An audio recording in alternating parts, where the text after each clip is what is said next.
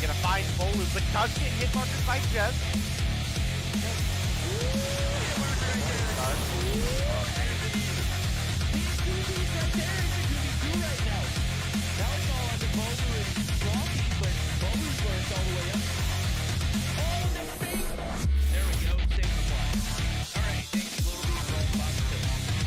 Going up against, they're now all tied up.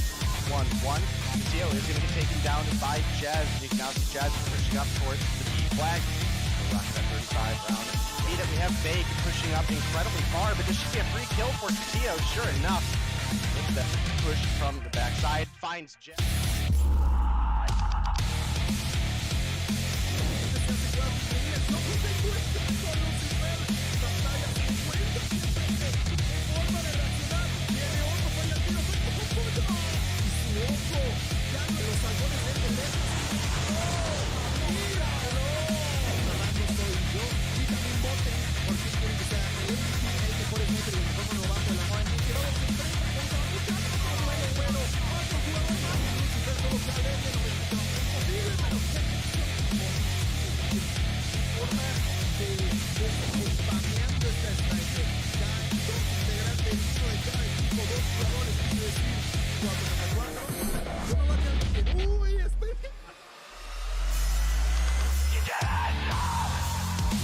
Licença, Tocinha! Pofo!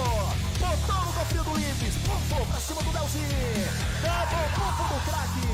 Faz clique aí, meu chat! Você tá no YouTube, faz o clique da jogada! Tomara tá! Um som, Vou cravar cima, crava esquerda. Tem um, só tem real. Vai ter mais um. Aí tem que botar essa. Pode ter agora, calma. Nossa!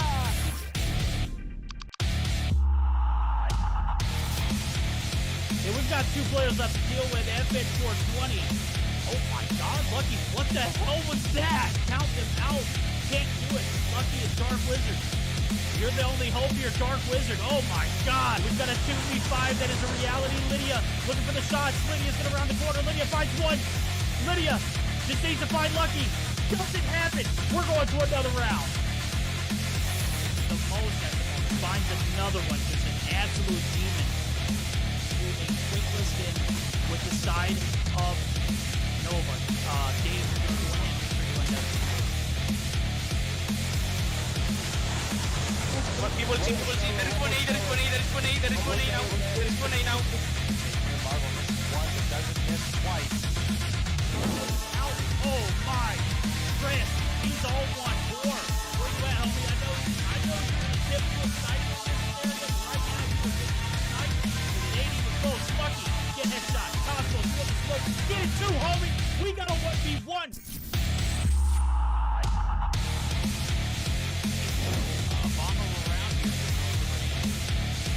Oh my goodness, Iona! Bro, watch. Extend was left alive. Now it's Iona looking to make this. Yo, this girl's dirty! Aggressively push up to this degree. Lydia's able to find one. Artem Misa coming through. What's that? Is that the kilo? Whoa! Artemisa, the Damascus kilo. Ooh, Kells finds one, is looking for two, but Artemisa. Yo, this girl kinda nuts with the kilo, bro. Yo, how are you? I have been. Found herself on that Sparrow shot, but the Angels do maintain this P3. Oh, break stuff!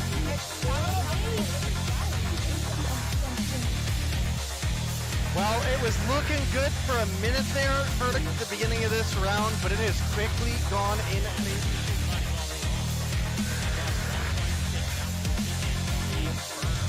I think you're right on the money. The arrow can push that up, finds two in the feed to start things off. Those double kills are worth a ton of points, let alone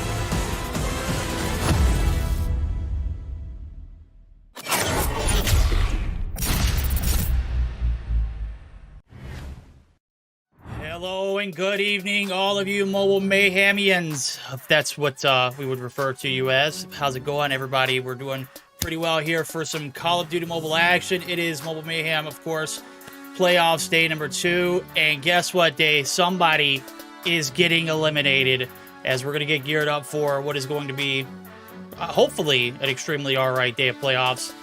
I'm super excited. Day, how have you been? How's your week gone? It's Friday, bro. Well, I've been sick, so not great.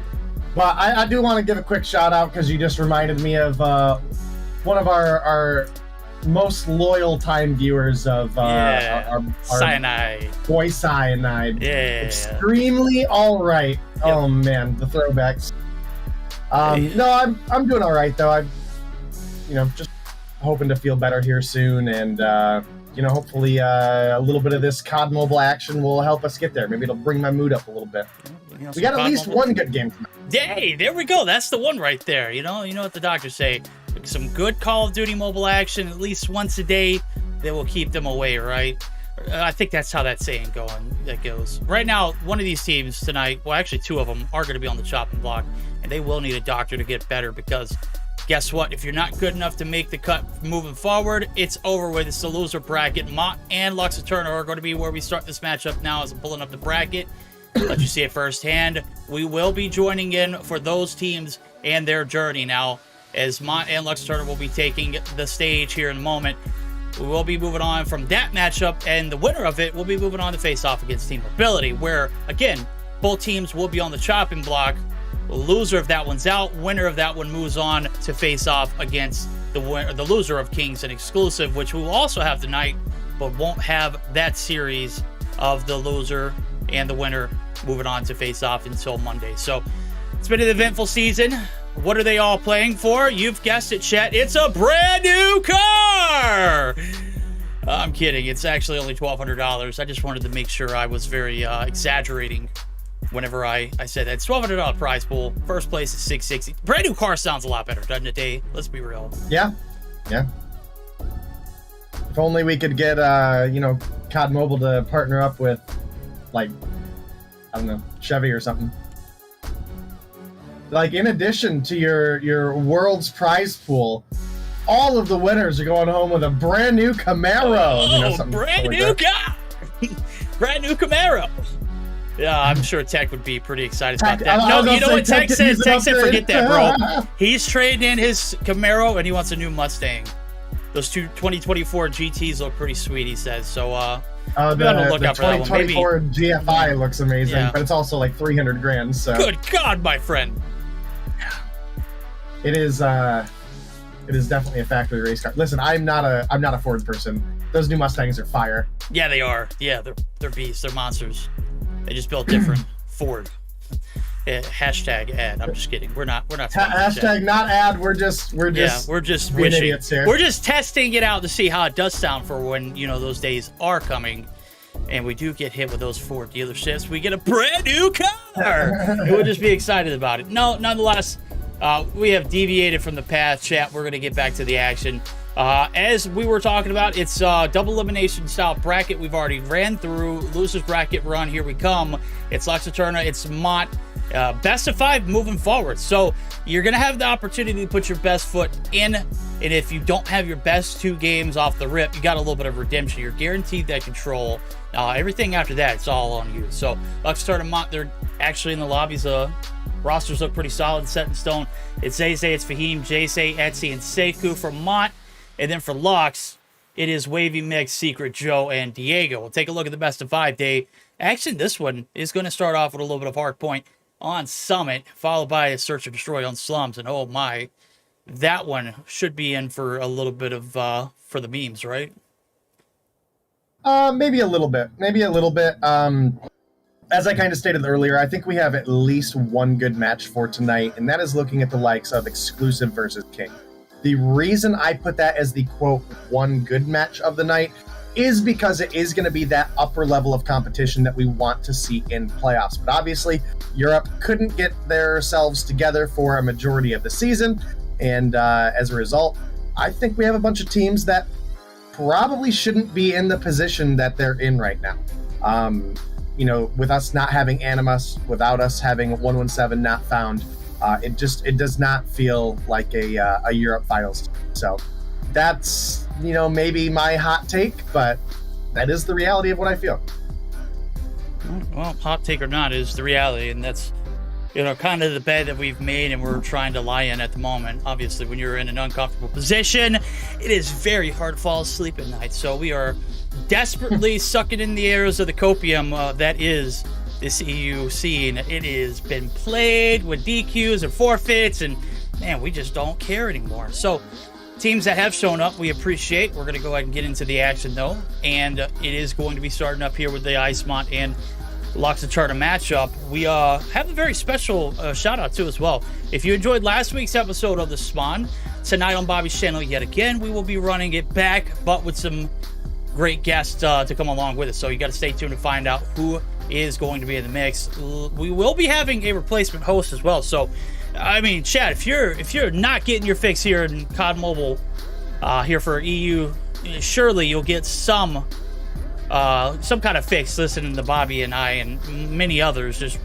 banter on about pretty much nothing but everything to do with COD Mobile. So if you enjoy all of the Call of Duty Mobile action, of course, you got to tune into the Spawn tonight as well, too. So we'll get more details on that later. But this one, if you had to make a prediction, Dave, this one was a 3-0 last time we saw it. Wait, it was a 2-0. Yeah, it was overtime, too. Mont won. Does Luxacharta have a stand a chance here or no? What's the case? Listen, this Lux team has had their moments, all right? I, however, want to believe in Mont. We've seen Secret have days where he looks like he is one of the top players in Europe. We've had other days where I have to wonder what homie is doing. You know, you could say the same thing for a lot of the members of Lux. Deeg, Wavy, Mix. We've all seen them have these really high points, but we've also seen the really lows. For Mont, I think there's a little bit less variation there. You know, Jayce, very, very consistent. Fahim, very, very consistent. Etsy, I would kind of put into that category of we've seen Etsy absolutely demolish some talent that we were not expecting. We've also seen Etsy, you know, drop 1-2 kills in Search and Destroy. So it's a little bit less variation for the side of Mont, and I think that consistency is going to bring them a little bit over the side of Lux. Okay, I like it. We will be good to go here in a moment. Mont, Lux, everyone's readied up. Required maps not downloaded. Wavy. Come on, brother. Listen, I remember the last time you guys played. I think Jayce made a tweet about it today. I know for a fact he did, bro. And oh my God, it was not beautiful. It was not pretty. It was an ugly sight for you. Hopefully your team can bounce back after that one. That was, when you get bounced out of EU like that, would be very devastating again. We'll see if your team's, you know, Ford tough, or if it's gonna get folded like a paper plate. We'll find out. Hashtag ad. Hashtag sponsored. Hashtag, yeah. All of the above. All of the above. Go ahead and spam that start button, baby. Let's go. Wavy, get your act together, bro. We will kick you from the lobby. Kind of savage. Oh, man. Oh, yeah. Also, I believe yesterday was a special someone's birthday as well. Jazzy, one of the best snipers in all of North America, maybe even across the world, and best Holger users as well. Very special happy birthday to you. Glad you came in the chat.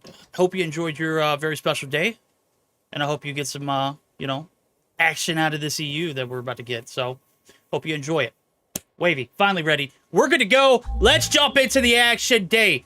I'm not packing a coat for this one. I want it to be as chilly as all get out because, I mean, let's be real. In Alabama, it is super hot right now. It is at least 105. And it's going to get just hotter throughout the week. So, I'm going to enjoy this while I can.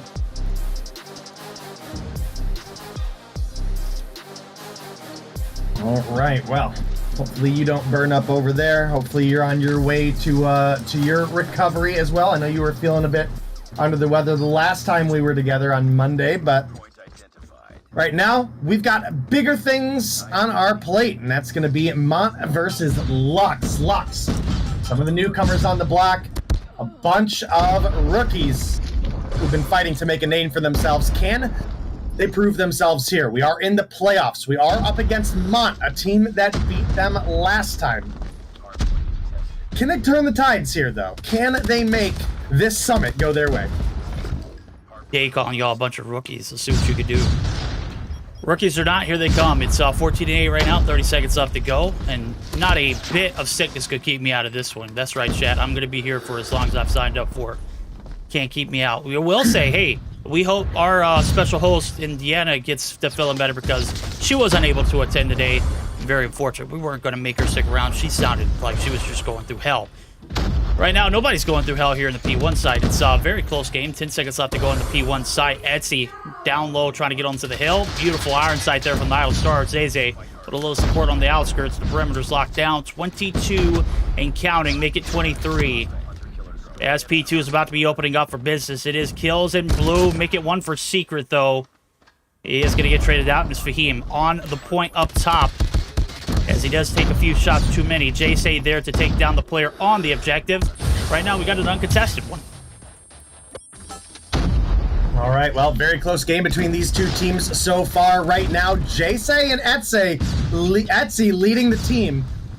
7 kills apiece for the two. You look over at the opposition, we've got a little bit more diversity spread out. Joe is coming through, matching up that 7 kills. You've got Secret on 6. You've got the rest of the team on 5 and 4. So if they're able to find a way to shut down Jay and Etsy, they may be able to overtake the side of Mont here, but it's certainly not going to be easy. I'm expecting Fahim and Zeze are having just a little bit slow of a start, and we'll turn things up as we get into this P3 and P4. You can see Jay trying to push into the back, looking to anchor those spawns for his team. He's able to pick up 1 kill.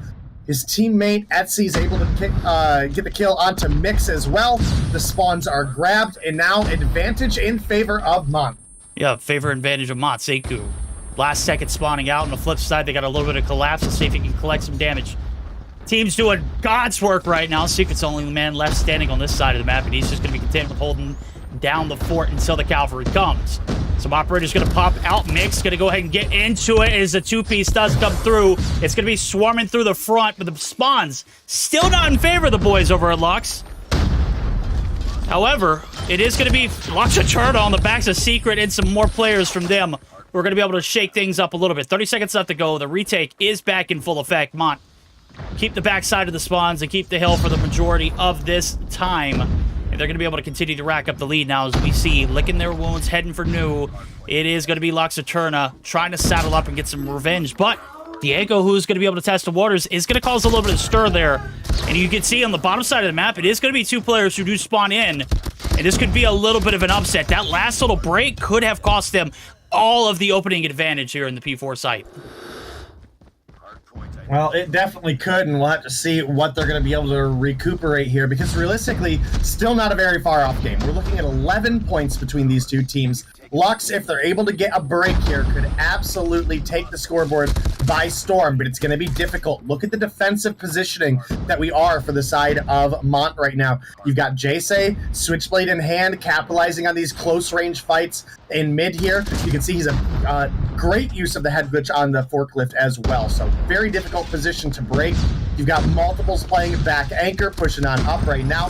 Sekou does get a little bit out, and ZZ is going to spawn out as well, and this is a big opportunity for Lux to start capitalizing. Oh, it is. They don't have any operators to work with. Diego does have his claw, but it does look like he's going to save it for a rainy day. On the opposite side of the board, we only got 2 left in Zeze, who is going to be able to get the contest in. He's going to be able to clear Secret out, and just like that, lead's going to continue to grow. Last 10 seconds scrap is still going to be fault for 4 players focusing it. Oh my god, they don't want this lead to get any more out of hand as we're getting geared up for the reset. Secret on the weapon change. Oh my god, Zeze gets put on ice.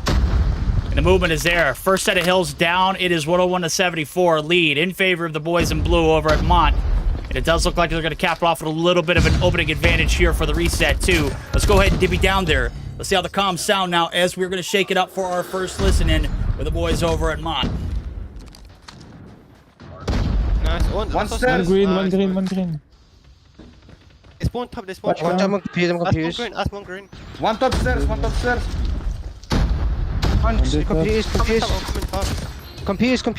One top, one I'm top. one Cage. One more Mr. Slow. His computer maybe. Half green. One elbow. I'm watching Con and Snow. I'm watching Con and Snow. Dead. Half top. Do you see them? Yeah, they I'm watching Con and Snow. There's one people already. One P3, one P3. One close.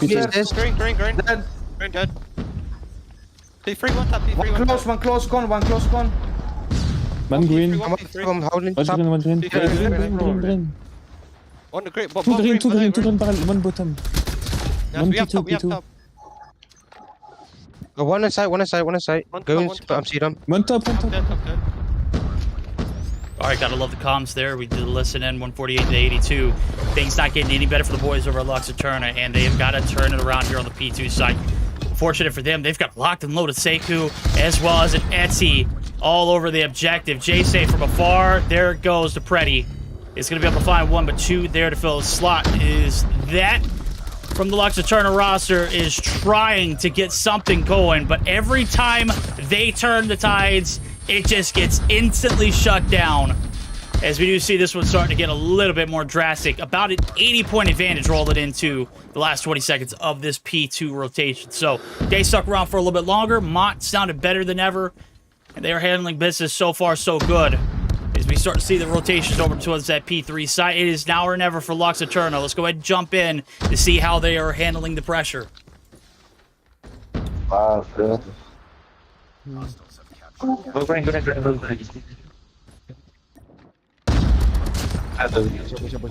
One shot side put.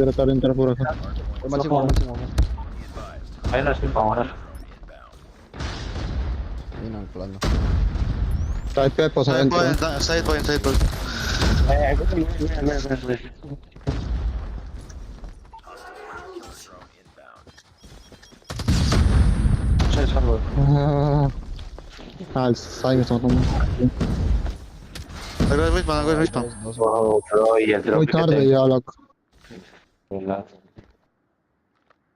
Alright, that one ain't looking too good. Lux not going to be able to get this break. Not going to be able to stop this lead from getting that much closer to seeing game number one shut down. It is Mont with a clear advantage. 15 seconds left to go. They're finally going to be able to clear out the objective. They are going to be only fighting for scraps. So, Day, comm checks in. You hear it. Them boys do not sound very motivated at the moment. No, they definitely don't, and I'm a little disappointed that I didn't get to hear the first listen-in with Mont because I got a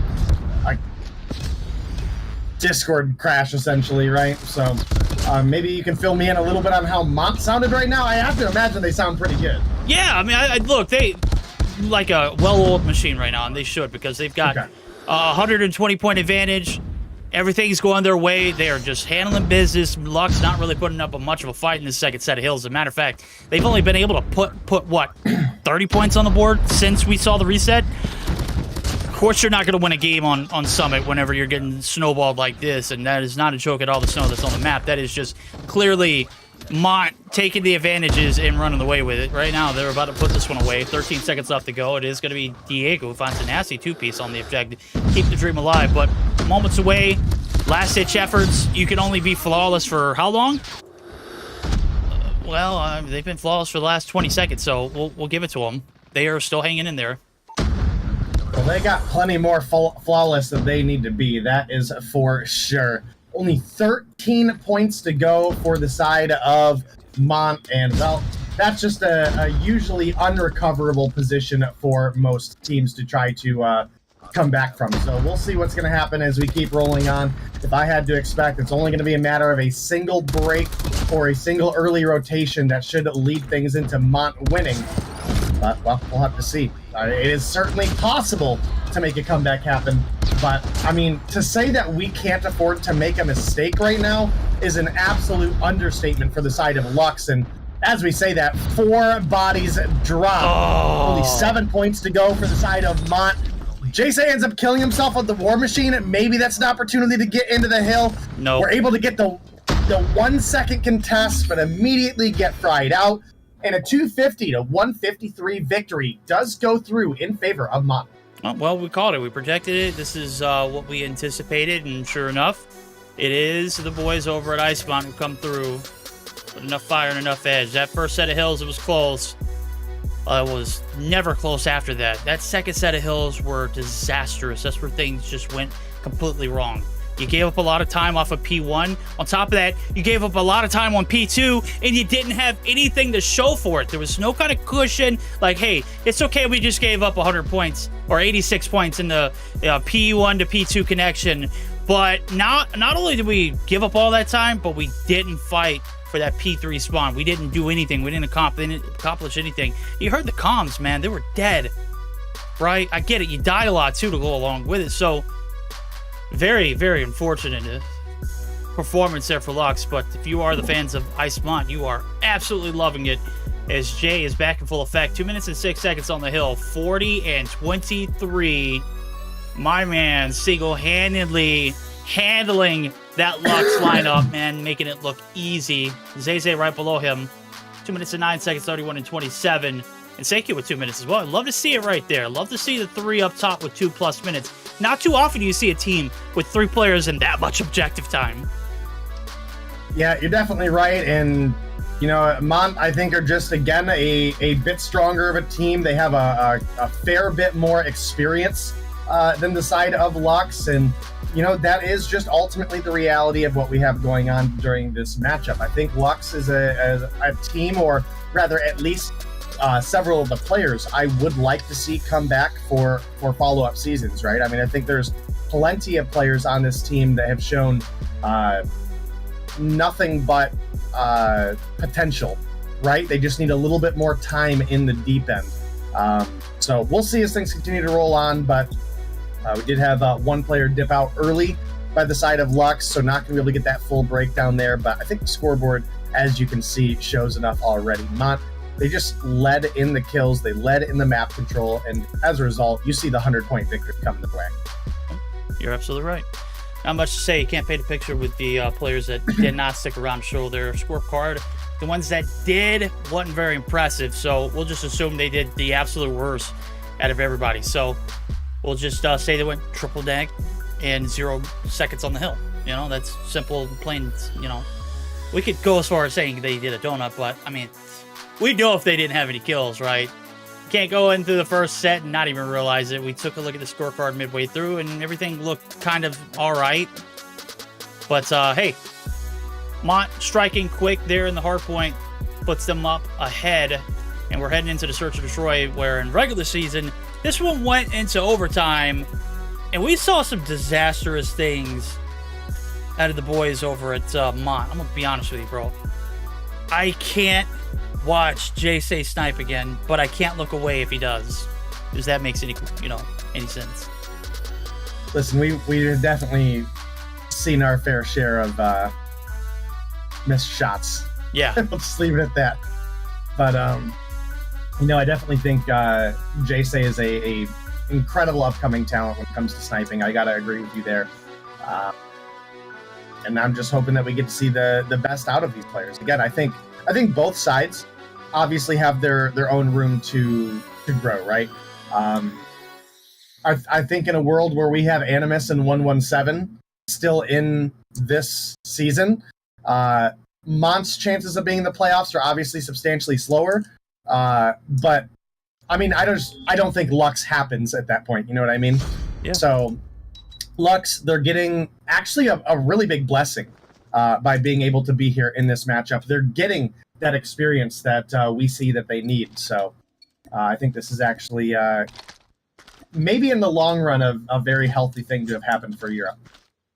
I think so too. I think, you know, oftentimes we overlook some of the talents that could be simply because of the talents that we have in front of us. And, well, we've certainly seen some talents. I think one of them has to be that Diego character. He's hit some pretty nasty shots right now. It's Zay coming through like a wrecking ball. Able to find that first blood. Fahim going to be able to find the wall bang there on the mix, but he is going to bite the bullet secret in the middle of the map. Ditches that one, but he does find that one on Fahim too. So good old 2v2 trades. Advantage clearly in the hands of the players with the map control, and that is going to be the boys in blue over at Ice Mont.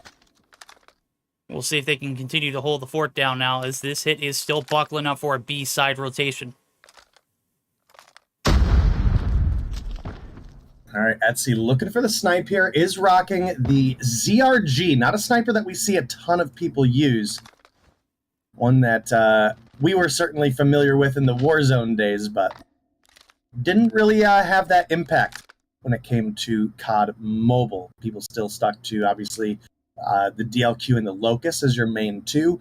Every once in a while, we see people bring their Rytech to the table. I would say this update more than we have in the past, so maybe that's a good sign for the balance as well. But with Deeg being the last one alive, he does have a Switchblade as a secondary. Good pickup for the sniper here.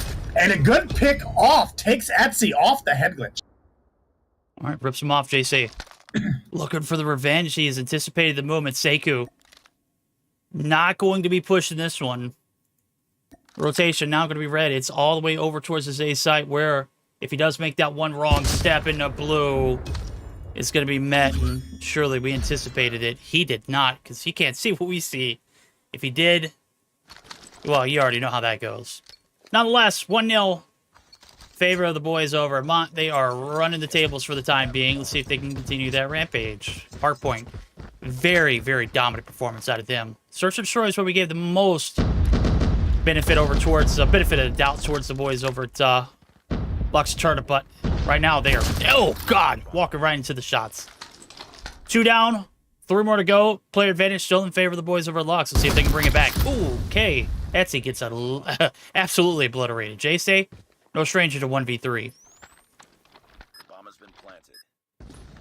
All right, well, we've seen him clutch up in the past. Can he do it here again today on round 2? Doesn't look like it's Secret. Going to come through with the rotation from behind. He's going to be able to tie things up 1-1 early here. And, you know, speaking of some of our typical snipers that we see earlier, obviously J-Say, one of those players that does rock the Locust. So see if he's able to capitalize on that here. It's a little less forgiving with some of the lower body shots, but is very, very crispy clean sniper to use. And man, gonna find a shot there, but the team got absolutely erased on B. Plus that buys him, bro. It's power 64 rounds inside of that magazine. And not a chance to even try and get a reload off. You don't need it. Joe gonna be caught flat-footed. J-Say now trying to get the clutch that he couldn't get last round. He has taken the direct approach this time around.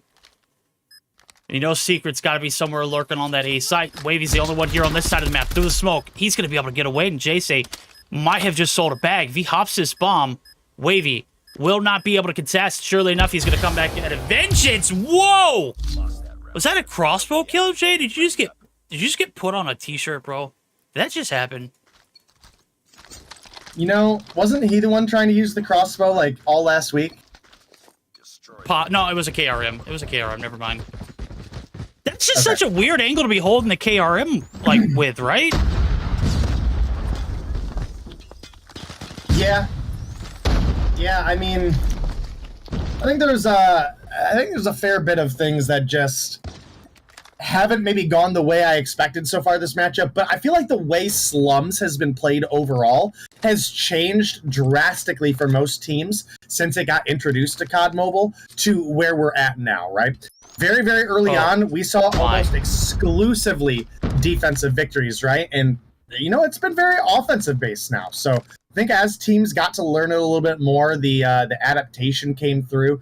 And I think that's a really strong point to make of the competitive scene, even for Europe here. So right now, Lux, Search has been their best game mode in Verdict. They're ahead of Mont right now, and they could take this one. They could push us to a game 3. Possibly. Etsy opened up with the first blood. Jay, we watched you throw a nade, bro, that you had no business chucking right on yourself. Diego gonna give away his location. Jake hit diamond perfectly for the first. Oh, he does though.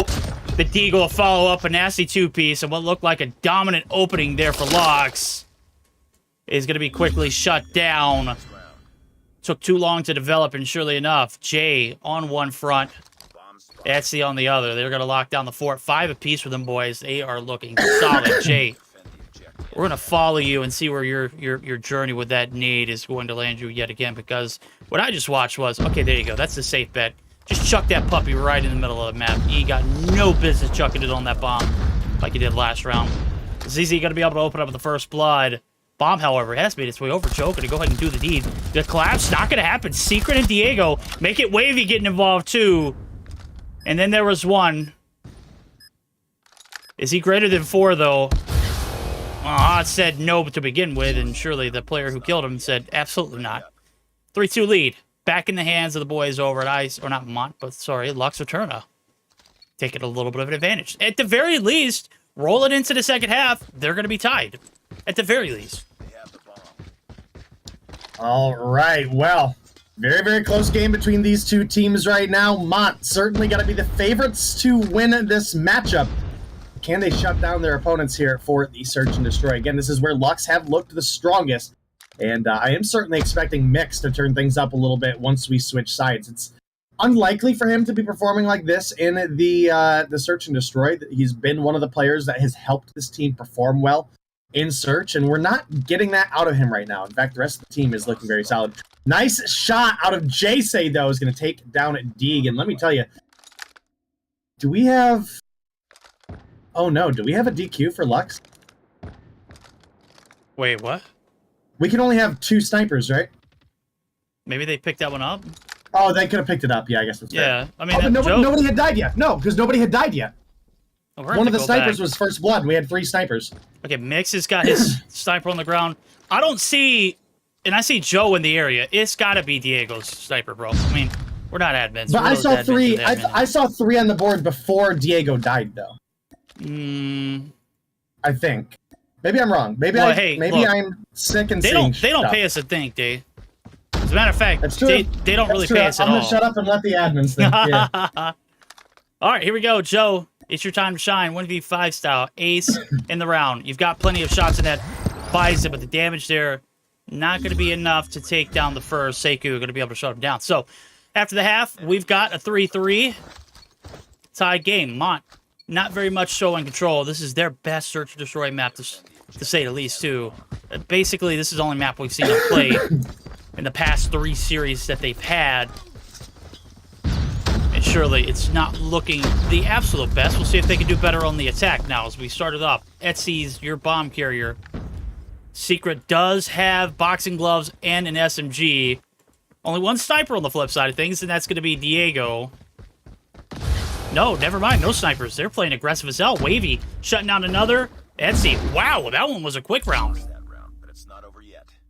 Well, sometimes that just happens, and it is what it is, but I'm just excited to see this map continue to progress. These are 2 teams that really have had an impact on me in one way or another for their time in the competitive scene, right? So I'm certainly looking forward to getting to see these players some more, and the more opportunities that we have to get them on the screen. At this point, just the flat out better. 4-3, looking like things are going to get tied up here as Mont. That offense look fairly decent right now. Jace going to be able to take down that final kill. That's going to be our 4-4 tie now. Got potentially some overtime coming our way with the way this match has been going. But man, Mix and Deeg still being down on 1 and 2 kills respectively is definitely hurting the Lux lineup right now. Your snipers need to be popping off a little bit more on this map. No, you're absolutely right. They need to be popping off. Zay, he's popping off. A little David, a little freak. No! He's going to get taken down. Jay, now the last player alive. Things just getting very, very quickly to the point. You can see, not even 20 seconds into the round, and it has been determined a 1v3. Wavy Mix, Secret on the right-hand side of the map. Bomb is confirmed down, if I'm not mistaken. Etsy's right there. Secret might be able to have spotted it. Maybe not. It is going to be inside a mechanic, and Jay, well, he's going to be doing work elsewhere until he can manage to get back to that site. Now, as we say that, minute on the clock, plenty of time to make something happen. But again, 3 players on the opposite side of this wall. He is going to have to confront one of them at the very least. If one doesn't flank him from behind, it is Wavy, and they're going to be focused on him. Here comes the hit. Oh, wait. Mix is going to take him down. Never mind, Wavy. You weren't needed. 9 kills on board, though, for the man. The 5-4 lead going to be handed over to the boys at Lux. And we've got another lead swap, but in favor of Lux Eterna. Mont, have they had the lead yet? They had that first round, and that was it. They haven't had a lead since. It's only been ties for them. Yeah, I mean, that sounds, that does sound pretty accurate. Yeah, I think Mont had the first round, and then it's been pretty much all Lux control after that. And, well, that continues, as we do have a 5-4 advantage now for Lux. Part of that is off the back of Diego finding another kill and Mix finding a kill very, very early on during that last round. Now, if they can do it again, they can put themselves in a prime position where they could force their opponents to be playing on the back foot the entire time with that back against the wall kind of mindset. Wavy gonna get dropped. Secret finds one, but immediately gets fragged out by Etsy as well. The 2-for-1 trade in favor of Mont. You know, we were talking a fair bit early on in this matchup about Jace and Etsy and the talent that they bring to this Mont roster, and they combined for 20 right now on this team. So, doing very, very solid. And, I gotta say, definitely expected more out of Fahim today. Definitely. I mean, hey, anything is better than 1 kill. Not 0. 0 would be god-awful. If you had 0 after 9 rounds, 10 rounds going into, it'd certainly be a source for alarming your... Maybe some upsets. My God, Fahim trying to get back on board with a second, and what player advantage Mont had earlier on has since disappeared. It's all on Etsy. He's already being out there in the middle of the map. Joe gonna shut him down. We're on map point. Ice Mont selling the bag. Lux Eterna learning from mistakes of past, and hold on. We might be having an interesting series. Still need one more round to shut it down, but based off of what we've seen that last round of the round before, Mont just looked kind of clueless. Without Jace being alive, without Etsy being alive, is really anybody else stepping up? Who is going to pick up the slack? Jace. He says. Fahim's going to be able to find one again, but he is going to get traded out, so 6-4 is your lead. Player advantage going to be clearly in the hands of Mont. They are going to live to see another round, bar a miracle out of Mix, and he's got a Locust, and, well, I'm going to be honest with you. I haven't seen much out of him this season to say that he's capable of hitting some nasty clips before he goes down. He's definitely going to go down, right? Yep. Oh my! Yeah. Whoa! Mix! Yo! Went from having a 1-kill game for 9 rounds to now being 7 on board after round 11. Big turnaround for Mix. My goodness. Now we are on map point for the side of Lux Eterna right now. Could look to really extend our day here for Europe. They're able to win here. Right now, it's a 2-for-1 trade in favor of Mont. Fahim once again going down early. While that's super unfortunate for the side of Mont, that is working at miracles for the side of Lux right now, as they will not go down without this fight. All right, well, here we go. This one's for overtime or the map. 3v4 here for the retake. It is all on Secret Joe and Diego. Secret on one front, Joe and Diego will wrap in the rear. If they make that transition through blue, though, they've got a demon to fight. It's Jay. He's going to be able to find the first. Diego going to be able to find one in return, but you can't play off trades. If you're Lux, you've got to win your gunnies. Diego going to get one away for free, the hop up. He only had 14 seconds anyways, my man. It wasn't going to happen. And just like that, we've got overtime. What was looking like a convincing victory here for the boys over at Lux. Now going to be having to earn it out in the trenches. We'll see what they can do. First 6 rounds in, they were able to strike up 3. So a 50% win rate on both fronts. Let's see if they can break those odds. First blood not coming through just yet. It is going to be Diego taking some wall bangs. Etsy straddling the A-bomb, or the B-bomb side, rather. Here comes Joe. Mix is going to be able to find one. Zay's going to be able to take him down. Joe going to be able to take another as well. And Joe lighting it up. Etsy finally able to shut him down, but a player advantage day. 1v3. Jay ain't clutched one all day long. Well, just because he hasn't doesn't mean he won't. This is a player that has been very, very explosive in the EU scene. Gonna miss the shot on a secret there, ends up getting taken down. So clutch ain't gonna happen here, but it's not over, guys. Keep in mind, we do have overtime here for our search and destroy. You gotta win by 2. Right now, Lux, Map, Point, Mont in a position where they really got to fight back here. Their backs are against the walls. They cannot afford to make any mistakes. And let me tell you, Jayce, Etsy, and Zizi need some help. Sekou or Fahim got to do something here. Yeah. Fahim's definitely got to step it up. I don't know what Bro's got going on, but he didn't necessarily have a great hardpoint game, but he didn't have a bad one. I don't think anybody had a bad one over for that Mont roster. I think everybody collectively put their work in right now. Jay and Etsy make up the most of the work here for this search destroy. Fahim finally going to get his hands dirty there as he does find the first blood for the round. Certainly looking like he might get traded out. Diego says, yep, that's going to happen. Switchblade out in the open. LK-24 not as mobile as Fahim needed it to be. Well, all the pressure in the world being felt here from the boys over at Mont. They performed in the regular time, so I would anticipate that they actually will perform here. Mick says, hold the phone. I might be peeking this left angle, but I am crispy with those shots. Every advantage went in favor of Etsy in that fight. I don't know how he just didn't pull the trigger and get that kill. Mix knows what's going on, trying to fire off some wall bangs. Not going to hit anything in the midst of all that. It is Zayze who is going to rack up a kill. It ties back up. 30 seconds so left in the round. Bomb's been collected. It looks like they are mustering up for an A-hit, Dave. Well, certainly looking like they might be heading that direction, but Secret gonna go ahead and stop ZZ.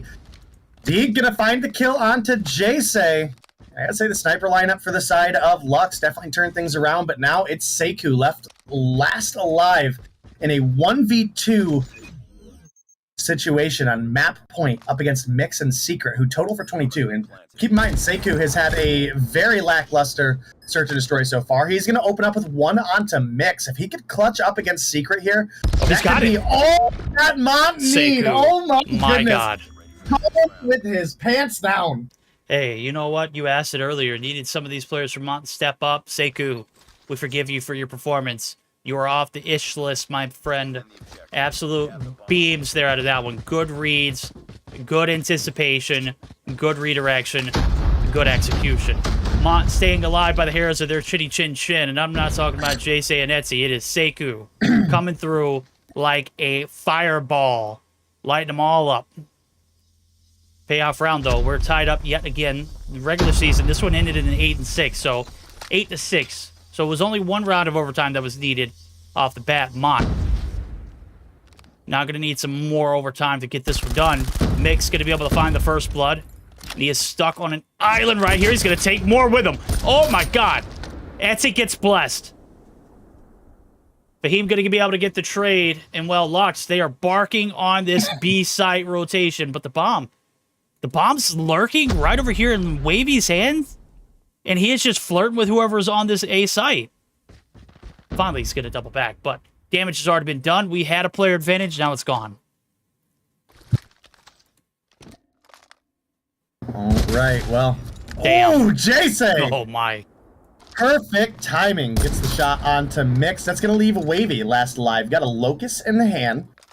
And I don't remember what his secondary is, but that one looks like it should have landed. So a little bit unfortunate for him. And just trying to make these rotations. Oh, goodness. KRM secondary. All right. Oh, yeah, Wavy. Yeah. Oh, goodness. Yeah, oh, final man. blow. Watching this is painful. It is, man. Hey, he's done all right staying alive now. He's got to do more than stay alive. He's got to get a bomb plan or kill both of these guys. 15 seconds, quickly dwindling down to 10.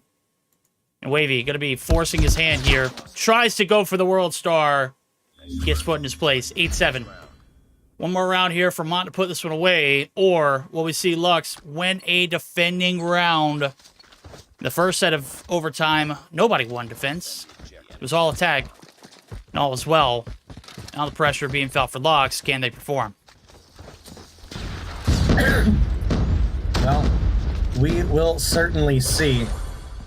Right now, First Blood is going to get traded. Diego finds Seku, but Etsy immediately here for the refrag. Secret absolutely saved Wavy's life there. Ends up dying to Fahim, who is now up on 7 himself. Jayce coming through with 2. Oh my goodness, 17 on the board. Is this the end of the line for Lux? Joe, can you clutch up this 1v2 for your team? Nope, immediately turns away.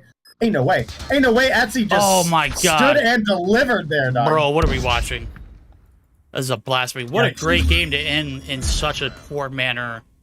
Yeah, listen, I was feeling it for Lux there for a while, and they absolutely sold, man. Yeah, well, I mean, it's a 1v2. Sometimes the lights are way brighter than we anticipate. And in that moment, bro knew he just wasn't built different in that regard. So, I mean, some people have the ice in their veins. Some people, it just doesn't exist. It was just one of those moments. Jayce racking up a ton of kills, 2 in that last round. I think he got the credit for the 3rd as well in that last kill. Yeah, he does. 18 on board for the man, 15 for Etsy. You said, hey, divide and conquer these two. I mean, they split a majority of the kills, accounting for 33 of it. And 3 bomb plants between both of them? Good job. This was a well-executed performance out of them. Hell, we even had Fahim come through with 7 and finish it up. Zayce, of course, started fire, ended fire, is in double digits with 11. Seku, he had a 1v3 clutch, bro. We ain't even mad at that. Yeah, I mean, it definitely took a couple players a little while to get going, but they kind of came through together in the right moment where Lux really kind of wavered a little bit. And despite all their rage, they were still just rats trapped in the cage, and Lux are going to fall. That means Mont is going to move on for our 2nd matchup of the night, Verdict, and they're going to be facing off against Team Mobility, which for anybody who maybe didn't catch Monday's games, this is a rebrand. It is Mare, Greasy Gracie, Legacy, Nutella, HBC, Denicio, and Faints on that roster. All right. Here we go. Game 3. Let's take a look at the best of 5. We've already talked about where we're going. I'm just going to give you a reminder, a breakdown of the series so far. Hardpoint Summit, close in the first set of hills. Afterwards, you kiss that baby goodbye. It was not even remotely competitive. That second set was, I mean, you got 80 points off the reset for Mont, and then I mean, maybe 10 in the first 2 hills of that reset. And then we rotate over the P3. It just got worse. So a big, hefty lead. Start off with the Hardpoint. Then we rolled into the Surge Destroy, which we just got done witnessing. It was 9-7. So a little bit better of a performance. But in the end, again, it wasn't a victory in favor of Lux. So that leads us to game number 3. Crossroads Strikes. Could be the difference maker here. Will we see this one eliminate Lux Eterna for the rest of the season? Obviously, they've got to perform. Mont, they are your 5th place stage 4 team. High expectations for them as they performed very well in that major event. They have performed pretty well here in Mobile Mayhem, about as much as we've anticipated so far. Well, definitely got to agree with you there, and I'm excited to get on into this next matchup. Wait, is this? Oh, these are best of 5s. That's right. Yeah. I thought the losers brackets were best of 3 for some reason. All right, that's my bad. That's my bad, chat. I had the rules in front of me and the matchup in front of me, and I still, for whatever reason, even looking at a 5-map draft, thought the 2-0 was it. I'm dumb. I apologize. I'm sick. My brain's not working too well, chat.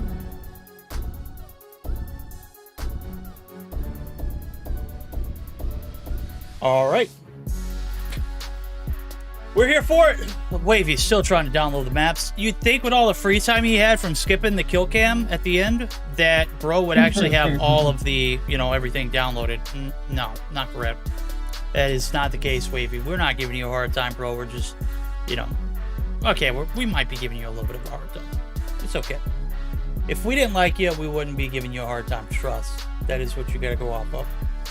Right now, Listen, it is, we haven't given you anywhere near as hard of a time as I once upon a time gave Tsunami, so you're golden.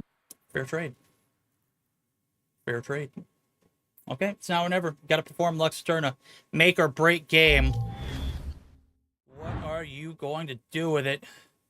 This is the end of the line if you can't perform. And Ice Mont, this is your ticket to the next series if you do. We'll find out which team is better here in this one. So far, well, it's clearly been Ice Mont. All right, well, we'll certainly see. Control coming your guys' way after a long and hard-fought search and destroy for both of these teams. This is going to be that start to really test players and how long they can keep going. So we'll see what's going to happen, but I would say overall, I do expect Mont to come through with the victory here, but Mix and Secret going to open up with the first couple bloods.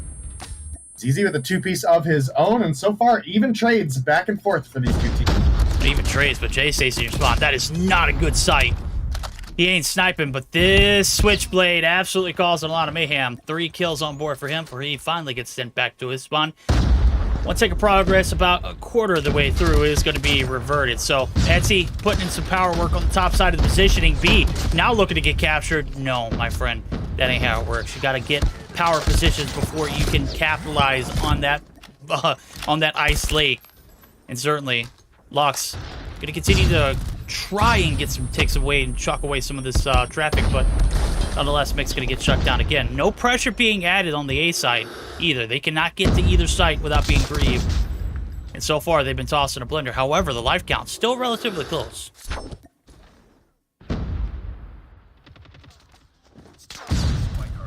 All right, well, time is going to be a factor at this point. You can see it's stopped at 45. That's because we have progress going on to A. First tick is going to be locked in.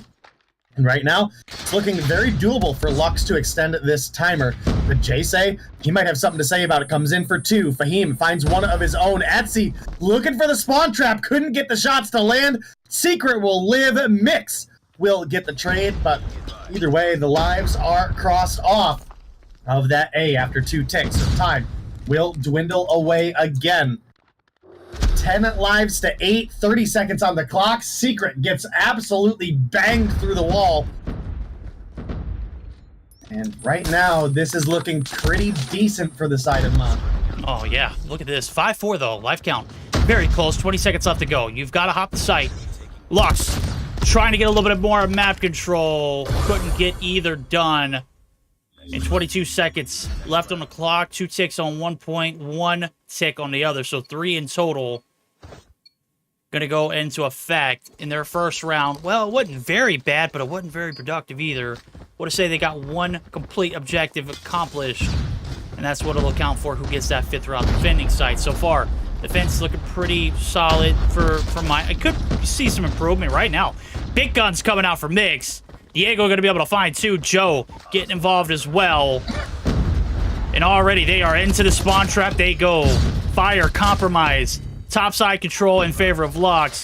They are feasting on the lives. But Seikyu and Fahim, they're going to finally end the pain. So we've got back and forth affair. 1 tick of progress looking to get solidified here on the B site.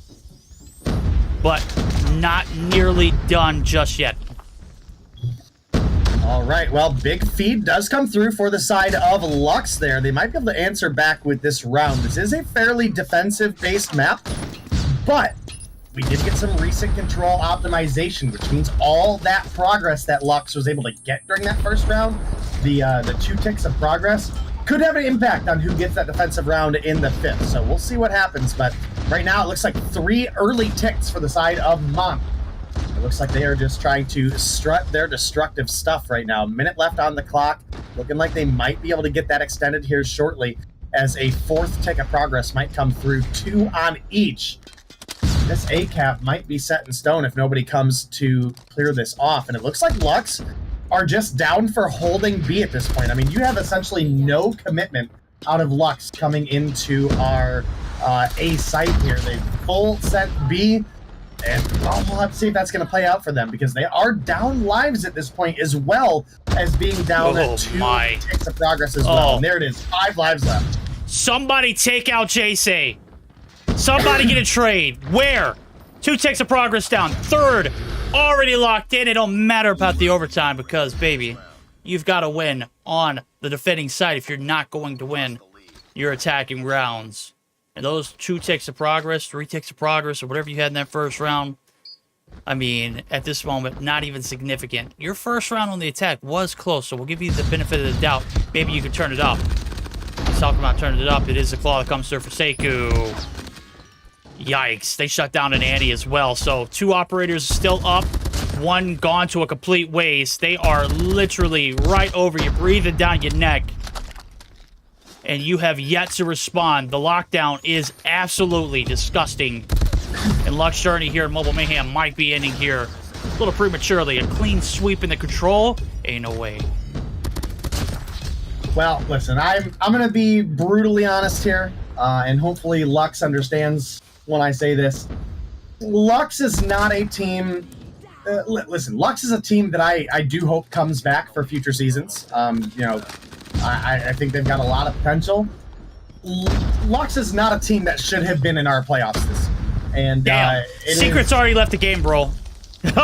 Look, go ahead and continue with your... I'm sure he's listening now. I'm sure he wants to hear what you got to say. Because he's not in the game. Lux is not a team that really, I think, deserved to be in our playoffs. Well said. And Mont being a 5th place in Stage 4, absolutely manhandling them the way it is going on right now, I think is a fact that absolutely just proves that. So, Lux, I hope you guys stick together. At least I hope a handful of you guys stick together. I hope you refine some of those personal mistakes that have been made over the course of this season. I hope you guys are able to continue to work on the actual excellent teamwork that you guys have had, especially when it comes to modes like Search and Destroy. But just weren't cut out for this season. Chat, no, they're not playing hide and seek. This one is a new one. Because the player that was still alive left the game, that life still matters. And in Control, all lives matter. That's not a political statement. Maybe a little more optimization needed. No, yeah, I don't know, bro. I think they just don't, account for the opposite side being, absolute complete dog-ish. There's no way you leave a game, a competitive game, bro, and you leave it? I don't know, bro. I've seen better sportsmanship. I don't know. I don't got anything good to say about it. Luxturna. Was that Wavy that left? Of course it was Wavy. Wavy didn't leave. It was Secret. That's right. It was Secret. I mean, ain't no secret, bro. Y'all are not that good, and it shows. Mont come through and absolutely disrespect you. It was a good run. It was a good chance. You didn't win a map in the playoffs. That's what we anticipated, right? Good stuff for Mont. They handle business. They take the advantage. They take the 3-0 sweep in both the Control and the series. Adios and vaya con Dios. No, we won't see you for a very, very good long time, Lux. You're in. Your journey ends here in Mobile Mayhem. That is not disrespectful, guys. That is just, facts. That is just facts. It's unfortunate, but, that's the reality. And again, this is a team I actually like. I do like Lux. I like a lot of these players. The sportsmanship could definitely use some work. Obviously, they were one of the teams that regularly had players leave. So hopefully that's something they can work on for the future. But genuinely, Lux is a team I would like to see play off in the qualifiers and earn a spot again, for sure. Okay. Love to see them earn it. Back to challengers you go. No, I think they actually get an invited slot since they're an invited slot. Yeah, they don't need to go through challengers. If you made it to playoffs, we're locked in. Luxturna, hope we see you improve. Hope you see a little bit better sportsmanship. I can't recall a match where you guys had 5 players left standing in the lobby before the end of the game. I get it. Sometimes time is very valuable, right? You don't want to waste it. You don't want to be in a game that you don't need to be in. Hey, you know what? We thought the same thing. We're getting geared up for it. It is our second series. We're going to say hello to Team Mobility and the winner of this one, Ice Mont. Here in a moment. We're going to take a moment to get word from our sponsors in Call of Duty Mobile. Don't go anywhere. We shall return.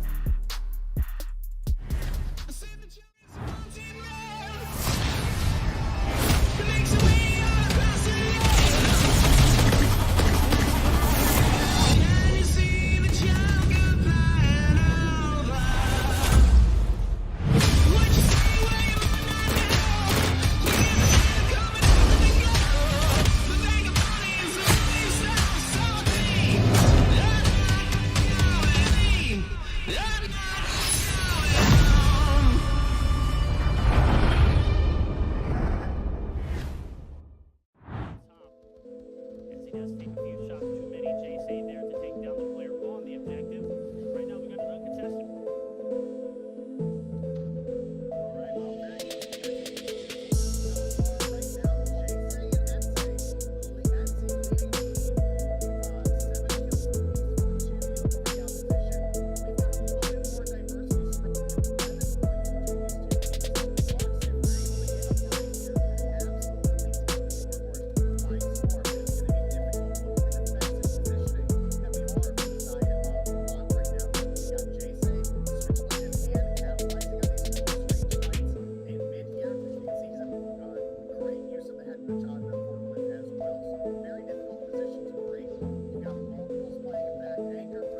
Listen in, the boys over at Mont.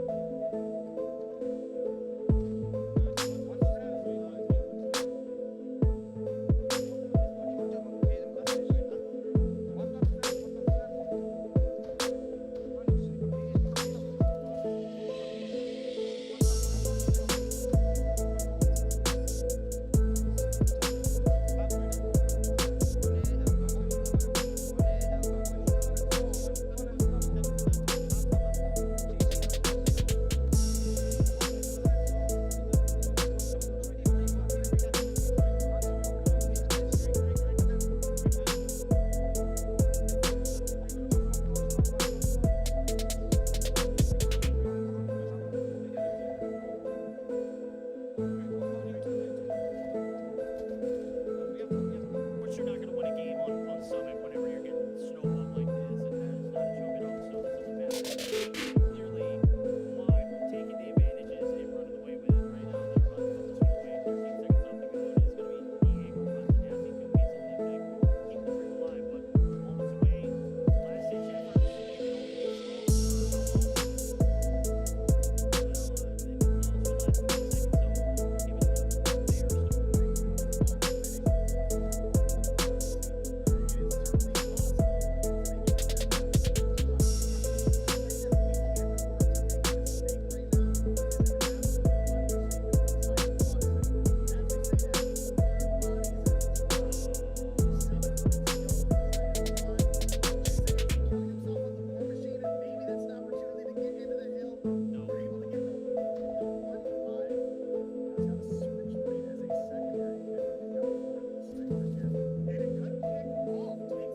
Alright, rips him off, JC.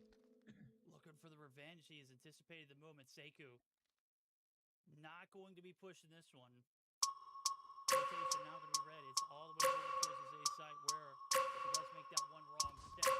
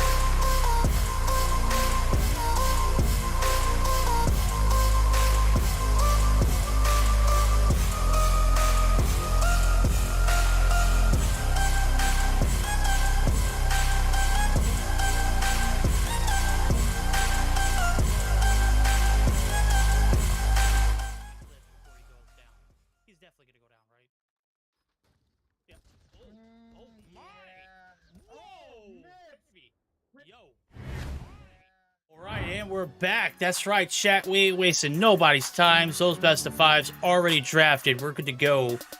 It is certainly going to be an interesting one. We've got one more matchup ahead of us before we get to the main event. It is, again, going to be the Mont versus Team Mobility, which should produce a little bit closer of a result, right? I think we had Luxaturna backs against the wall, needless to say, that whole entire series. It did not get any better for them. We'll say goodbye to them this season. We'll see them back next season. Mont still trying to make the venture in the lower bracket run. So far, they've been flawless. Will that continue to be the case here as we roll into the next series, Dave? Well, we will certainly have to see. Obviously, Mont proved themselves against Lux, but again, I think realistically, in the nicest way of putting it, that Lux was not a playoffs-ready team for the Mobile Mayhem level of competition. So, kind of hard to give them too much credit for that. And now, you also have to kind of look and see, all right, how fatigued are Mont going to be coming into this game with a much more difficult opponent? This is another one of those matchups where you have veterans on the opposite team, right? Greasy Gracie's been around for quite some time. Nutella, HBC, Legacy. Obviously, you've got the likes of Faints as well as Denicio on this team, right? I'm not sure who Cinderella is in game, though. I would imagine it's one of those three with a name change, but I don't know. Right, I like it. We'll have to find out as Cinderella's story is possibility for this matchup. It'd be a very, very big stretch to, think that this TMGG team could hang with the likes of the Mont roster. Well, I mean, not too long ago, we classified these teams as similar, right? Up until stage 4, we really didn't know what Mont was truly capable of. And even then, they didn't make it to the playoffs. So it's not like they are the absolute better team in the year, the best team in the year. Right now, they're possibly on, one of the only few left standing in that regard. And that's, kind of where they fit at. This might be a little bit of a Cinderella run for them. If they were able to win this series and then go on to beat whoever loses this next series, would certainly be worth talking about. So we're here for it. We're ready to rock and roll. It is the best 5 that is going to start off with us. Heading down to Hacienda for the Hardpoint. Search and Destroy on Tunisia, as well as Control on Standoff. Love the fact that Slums got banned. And I'm assuming it had to have been by Team Mobility because there ain't no way it didn't get played out. Oh no, it's the last Slums. There we go. I just got to read further. It's Hardpoint Arsenal for Game 4, and then that Game 5, Search and Destroy. Looks like that's, if it does get to that point, have high expectations for Mont to close it out. I would certainly think that a Mont victory is possible, but I could also see Team Mobility coming through on top here. I think these are fairly even teams, and it kind of just depends on, who's going to be the team that shows up bigger into this matchup, right? So Hacienda, Hardpoint, this is one that things can start to take off a little bit earlier than some of our other maps, right, Verdict? That P2 is a actual power hill when it comes to Hacienda. We don't see that on a lot of other maps, like your Summit, for example, right? That's a big, nothing really happens effectively until P3 or P4, right? Same thing with maps like Takeoff. So I'm here for it. I want to see these two teams absolutely clash. I'd love to see some Game 5 potential here between these two. And right now, it's Mont off to a couple early points on the scoreboard, but TMG going to answer quite back on the little statuette here. Okay, statue in the middle of the map is certainly looking pretty for one of these teams. Right now, it's Mont. Is they're going to be able to rack up some points on contest. Greasy trying to slip his way on through. Is he going to be able to find a second of test time, but it's not going to be enough to win the gunfight. Sekou going to be able to take advantage of some time, as well as winning a few gunfights in the midst. Legacy going to test his luck in the waters. Hello. This fountain is definitely fought for very hard, but it is going to be the boys in blue we're going to get the last little bit of scrap time. So a little bit of a lead. Early rotation being made here for Sekou. Trying to get some early shots in, but HBC going to be forced to reload, and the back down is coming in. Gracie eliminated. Early advantage setting off. Looks like it is going to be Jace and Mont taking Garage captive.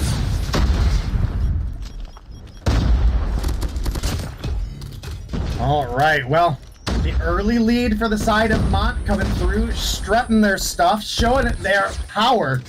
And it is a little bit of a double-edged sword with the having played a previous matchup, right? Depending on your team's fatigue, you could be in an advantage by having a little bit of that pre-game warm-up. You could also be at a little bit of a disadvantage if this one goes to some of the distance, right? Just because of the amount of games that could be played. I mean, it was only 3 last matchup, so at least it wasn't too long. But we could potentially see 5 here in this one, just because these teams are a little bit more evenly matched. So we'll see what happens as things continue to roll on. Right now, top frag is sitting at 8, and for the opposition, it's going to be 7. So very, very close on the kills so far, but a little bit of a map control edge to the side of Mont. Yep, there we go. Got to brace yourself. Prepare for the worst. In this case, a best of 5. If it does unfold, we will see a second search and destroy. Based off the search and destroy so far, Dave, could see some overtimes ahead. Jace from the back, gonna be able to gun him down right in the fences. Freddy's out for Zayze. He's gonna be able to find one as well. Favorable spawns are gonna be in favor of Team GG, but not gonna be able to make it through the warehouse without paying Jay. And surely enough, he is gonna be taken down. So they're gonna be able to swarm the hill. They're gonna be able to take a bit of time, but Fahim at a distance, just wall banging him from hell and back. HBC now going to be inserted in the mix. Jace going to be able to find his 13th, and in the midst of the reload, going to be able to find almost Nutella. Leaves him 20. And his body is collected, but Team GG putting up a hell of a fight so far as well. Only down by about 30, rolling into the second, or to the 4th hill. Over to the rock formations we go, as HBC is already there for the connection. It's about to be encountered by 2 players to see how long he plays life. Well, that long. Well, that long indeed. And as things continue to roll in this matchup, Mont maintain an advantage, but not by much. And let me tell you, Etsy, not something we see very often. Bringing the equalizers to the table, Verdict. When is the last time you saw equalizers? God, so long, too long. They need to get them out of the game. They're not broken. They're actually broken. Like they don't work. Bro, come on, stop trolling, man. I know you got 1 kill. That was plenty enough. Sekou pulling out the big claw. He's gonna be able to find 1 and damage on another, but from afar it's an 8 shots to shut him down. Cinderella, aka Faints, is what I'm being told. Who was Ballerina last week. Now he's a Cinderella, man. I don't know. Is he gonna be Snow White if he wins this series, and we'll see him back on Monday? You know, you just gotta stick around and find out. 106 to 61 is the lead. Gonna continue to grow. It's Mont. They are heated up after their game 1, 2, and 3. The clean sweep left them yearning for some more victory, and well, they're not slowing down anytime soon, Dave. Well, right now it would appear that is the case. Almost doubling up on their opponents in the score right now as our P1 does open back up. We have 2 score streaks available, 1 for each side, and it is a care package and a shield turret, so nothing usable. And as far as operators available, Team Mobility do have a War Machine, which could be very usable for the P2. They also are about to have a Purifier. Meanwhile, all of the operators are on Mont are below half right now. So, gotta make some ground here if we are Team Mobility. And, well, what did I just say, Verdict? That War Machine could be really good for P2. Already. Wasted. Yeah. Hey, you know what? They're in a position where they've got to perform, and certainly you can't let this league get out of hand. We saw what happened in a Summit last situation. Things never really quite turned around for the better, and right now it's getting a little bit better. It's only 130 to 77. You're going to be able to get some scrap time. You don't have the early advantage. Just go ahead and duck on down there. Let's find out what this Team GG team's made of. Let's see what those comms are as well as we go ahead and get ready for this P2 rotation.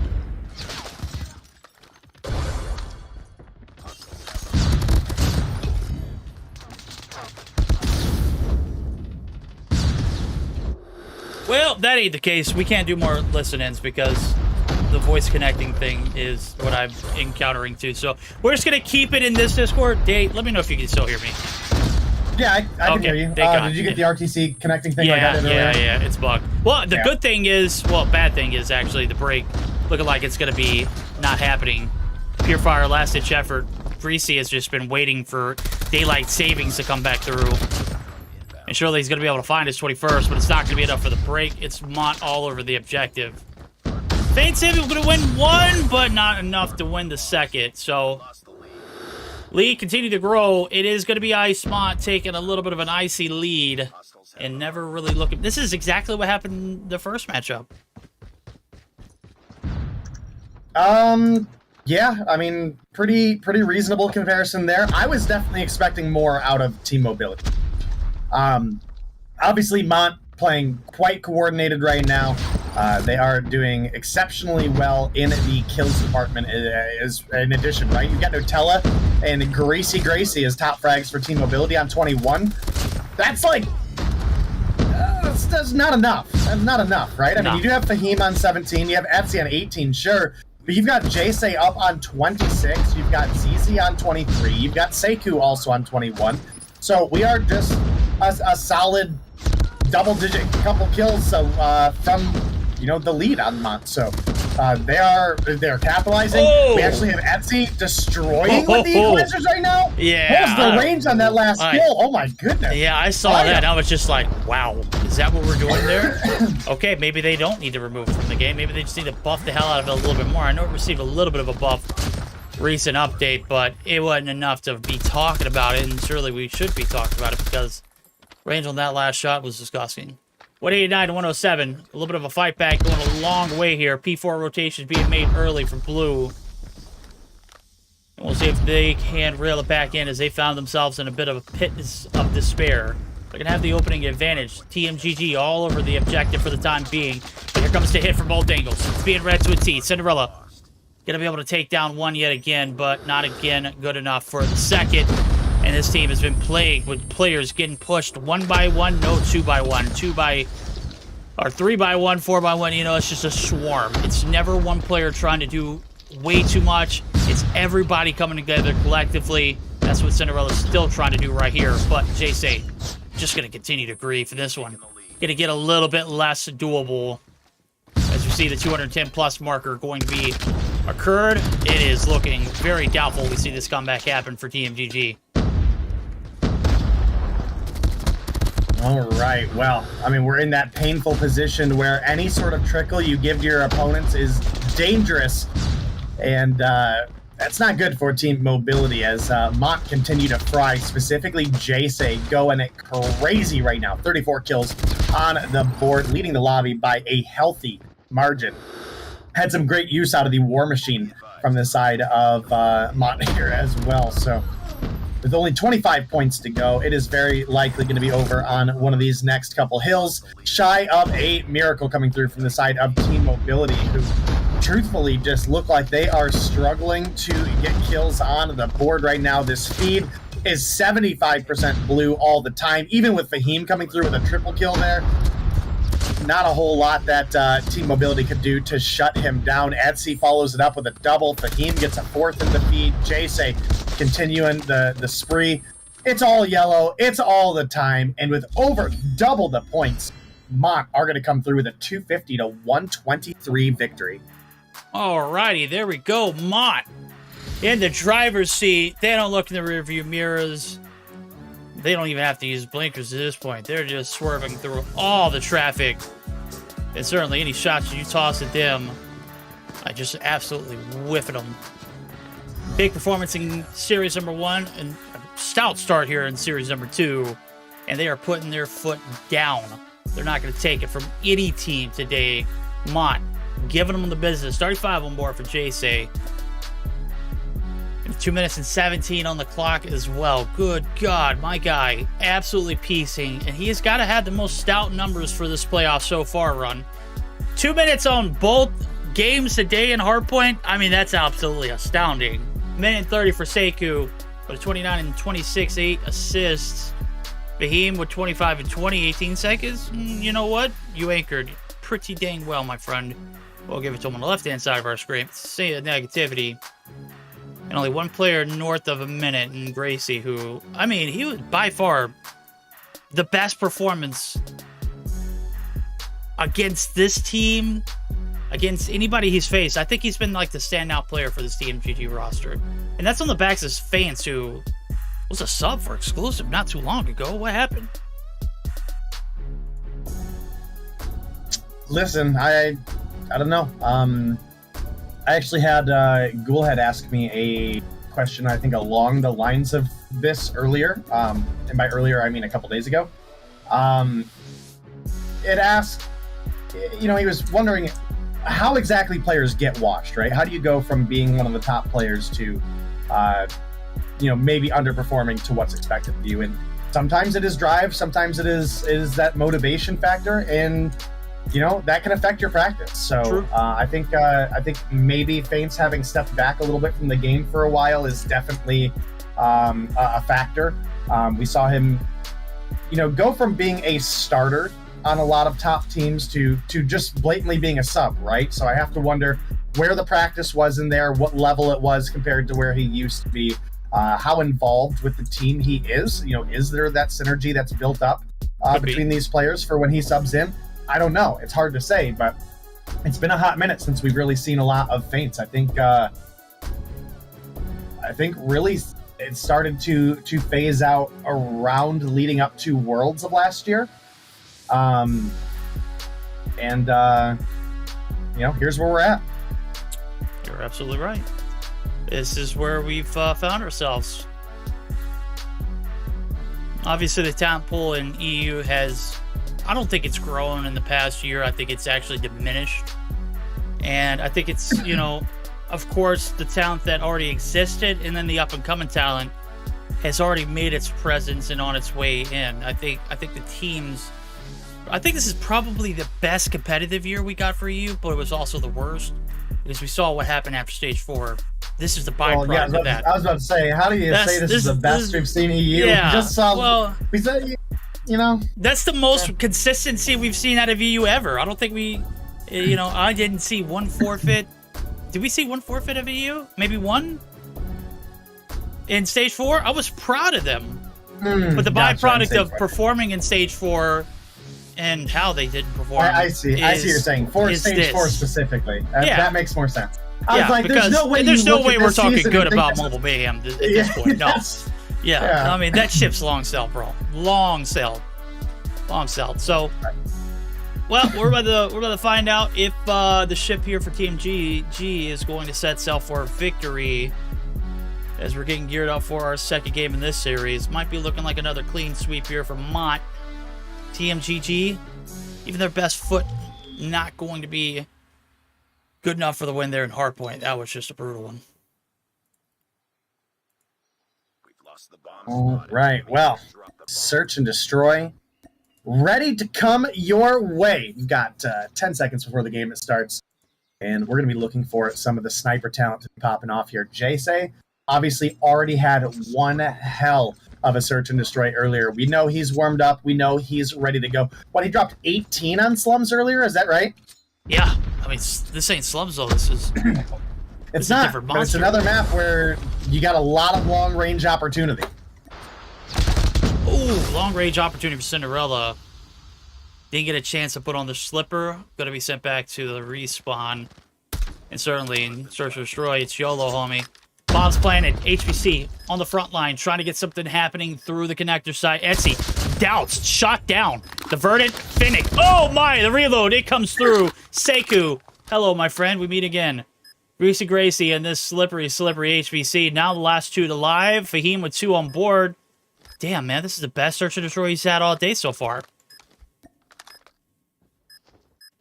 All right, well, Bomb, as you can hear that timer speeding up, only seconds to deal with it here, and, well, doesn't look like Mobility are going to be able to do that at all. It shut down immediately trying to make that break in, and Mont have once again strutted their stuff a little bit here when it comes to the matchup at hand. These playoff games, they've been doing exceptional. Again, 5th place when it came to Stage 4. but at least 2 of those teams that were above them not competing here in these playoffs. So Mont expected to be a strong team in these matchups. Okay, good shots. Wallbangs landing perfectly there. Feints, the glass slipper does fit this round. Zeze and Etsy stuck on an island. Well, make that just Zeze Etsy rounds a corner right into something vicious. It's Legacy, and when his gunny is hot, it's a problem. Zeze trying to go a little ham before he gets out. 3 players by the collapse on him. 1 from the front, 2 from the back. Bomb's being held hostage too. Let's see what he can do to get out of this one. Gonna be able to pick up the sniper there from Jason. That's a very, very good option, especially if you need to take somebody down at range. The Finnick now. Will it go brrr, or will you get taken down? Rotation. Gonna be anticipated. Almost gets the shot to land right there. Will he re-peek it? Absolutely not. And HPC and Legacy, they know what they gotta do. 40 seconds left to go. Zeze now gonna be forced down to the middle of the map. This one might be undoable. Oh, we will, we will, certainly see. We've seen Mont clutch things up before in the past. ZZ, not really one of those names that comes to mind, but I definitely think we have seen at least one. Yo, Alpha Max, thank you again for the stage or for the tier 3 sub earlier, and also the Golden Glow, man. I appreciate you. Right, Mont all tied up now, 1-1. And, yeah, pretty decent open for the side of Team Mobility there, and they still only were able to keep it close throughout the round to win. So we'll see if Mont are able to overpower their opponents for these coming up rounds. But a grenade is going to chunk ZZ and Nutella right there to clean him up. But Sekou and Etsy return for 2. It's going to be a 2-for-1 trade in their favor, and quite possibly a free bomb plant coming up here as well. You can see it was going down. Etsy going to recommit to it now that they have forced off Gracie. And that's going to set our time down to 45 seconds. Here comes 3v4 here for the hit. Fahim, very dangerously low. The assist does come through. Gracie does collect. Etsy shutting down 1. Gracie gets dumpstered. Etsy's filling it now. Legacy, last hope. 1v3. Shoe is on the other foot. And the bomb. Gonna go boom if you don't make your move. Jay, his shots go boom. And he puts you down. No worries there needed. 2-1. Lead back in the hands of Mont. As they have been one-dimensional here on the attacking side. They've got 3 more rounds to go here. Let's see a little creativity if it is going to be another B-side hit. It does look like they are puckering up for another one. Yeah, it does look like it's going to be the case. The commitment here for the B-side has been dangerous for them. We'll see if they can snag another round.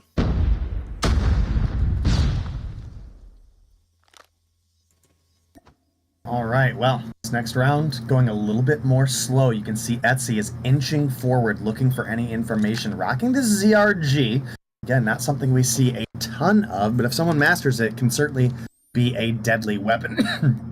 And you can see we've sent 3A once again for the side of Team Mobility. Now this is going to give them opportunities to rotate in from behind, and with Feints coming through with a snipe onto Fahim, that's a good round start for what was already a slow round for the side of Team Mont's push. Looks like Jace is going to return the favor, 1-for-1, but Nutella here for Etsy. Oh Look my. at that, more action too, gets 2 before getting taken out. Such good patience, too. You saw him in the earlier the round. He's just been lingering there, waiting for someone to make one wrong move, and certainly he's going to be able to capitalize off of it with the 2-piece. He might have single-handedly won his team the round. Bomb down. Zeze and Sekou. Had a couple of good clutches there in the slums on the flip side of things. See if they can do here in this one. Rotation going to be red. Gracie waiting for the hit. Shots are crispy for the first. Second one not going to be as good. Shaky a bit, to say the least. Legacy.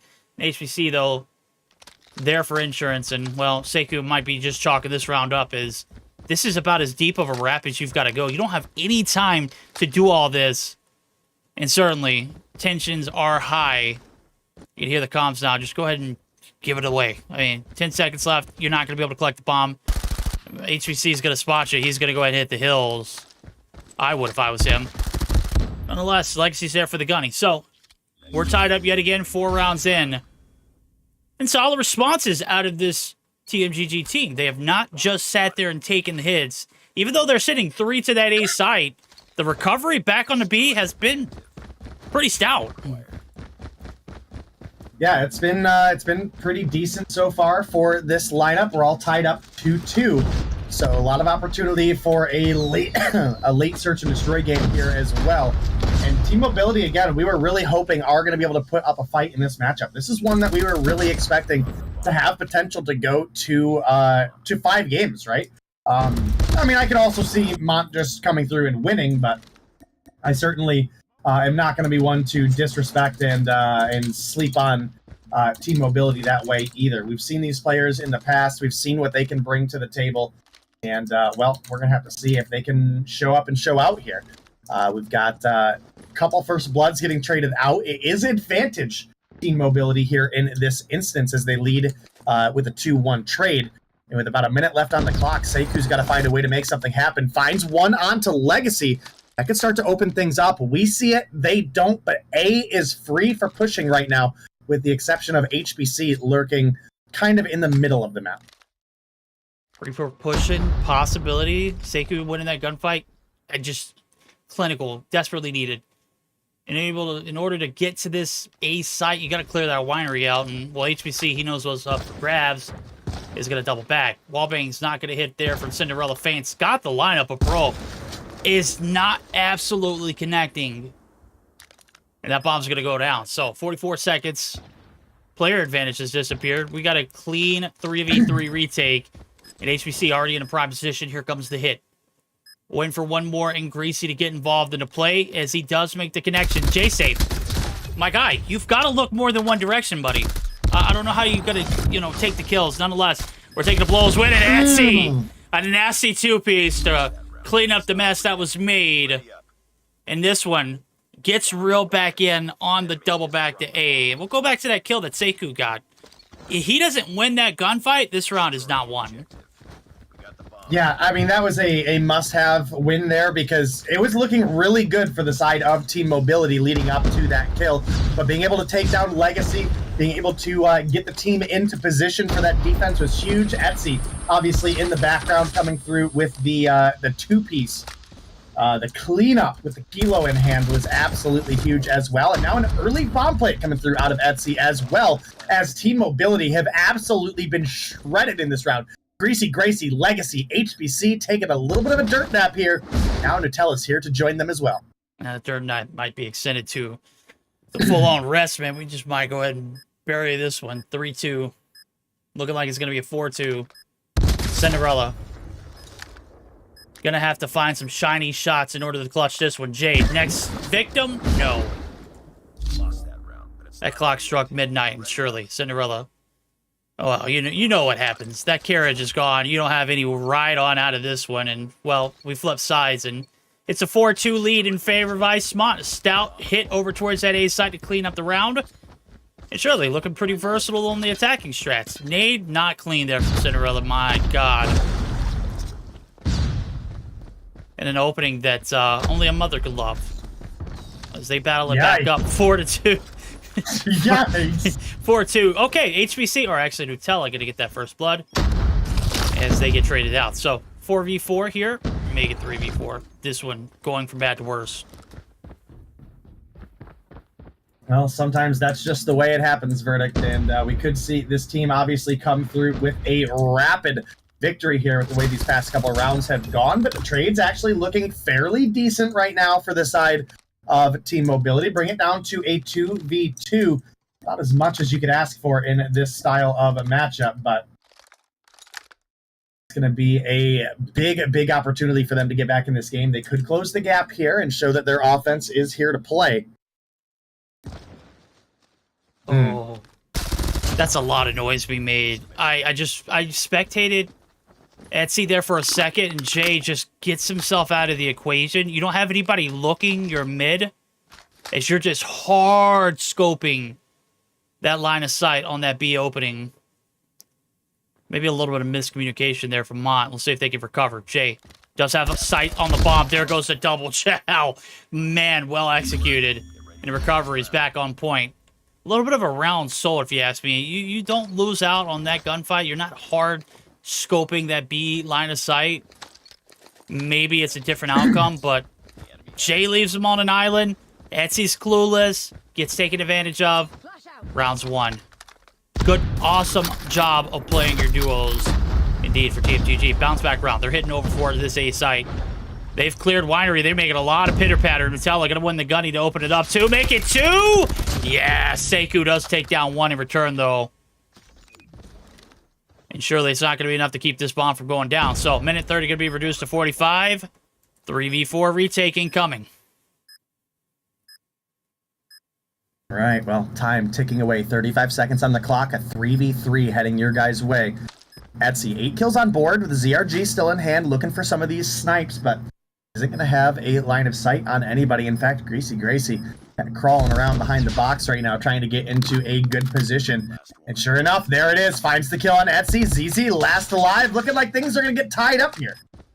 Yep, that looks like the case. Finnick go, but you got to take down 2 more as well and defuse the bomb. That takes 5 seconds to do. 4.5 if, you know, if we're being technical. But it's not 4, it's not 5, it's 4-4. And what lead you had on the first 6 rounds disappeared. Team GG showing up when it matters the most. And these first 2 offensive rounds have looked very good for them. Some good COD timing, some good rotation, some good reads. Right now, the middle of the map is being occupied. Utella hitting it from the front. Zay there to shut it down. And now Legacy's on the run. As he is stunned, but wins the gunfight? What? What? He won that with a growl? Ain't no way. Cinderella gonna be able to find one as well. Fahim melted. Only about 1 shot. He's got 4 on board. He found 2 in the first round. He's only found 2 in the past 6. Yikes. Not a good way to start. All right, well, definitely a unique couple of rounds that came through as Team Mobility do bring things back, and now it's another round looking to be in their favor. They have the 3 versus 2 advantage. They got the bomb plant, setting our timer now at about 35 seconds remaining. And a big clutch needed from the sniper duo on Mont with Jaysay down and not having the performance that he had earlier. Definitely a big show on Lux struggling here a little bit. Did you, however, have Sekou, who had a pretty disastrous last search and destroy until the end, coming through and looking solid here. So maybe some of that fatigue from having played so long starting to impact these players? No, Maybe. I mean, it's a look, I have already said it. Slums is their best search and destroy map. They're not a very versatile team when it comes to different map selections, and I think they're just getting advantage taken out of. I don't think this is a fatigue thing. I think this is just they don't play very many different search and destroy maps very well. Right now, they're getting outplayed here in this Tunisia. Nutella, oh man, he's 1 shot. Don't stop firing there, Zay. As he does give the comms to the boys. There's 1 down to connector. Make it 2, actually, if you can see what I see. Fahim going to be able to collect 1. Fahim going for the bloodbath. He's going to find the 3 Ps. HBC now lasts alive, 25 seconds. A 1v4 here for the clutch. It ain't in the cards. And finally, a round as the body shot's coming through. HBC, you got to fill this one. But, hey, buddies, y'all are just tied. Okay? Y'all haven't won this one just yet. All right, well. It's going to tie us up 5-5 as Mont find a way back into it. Now we'll see.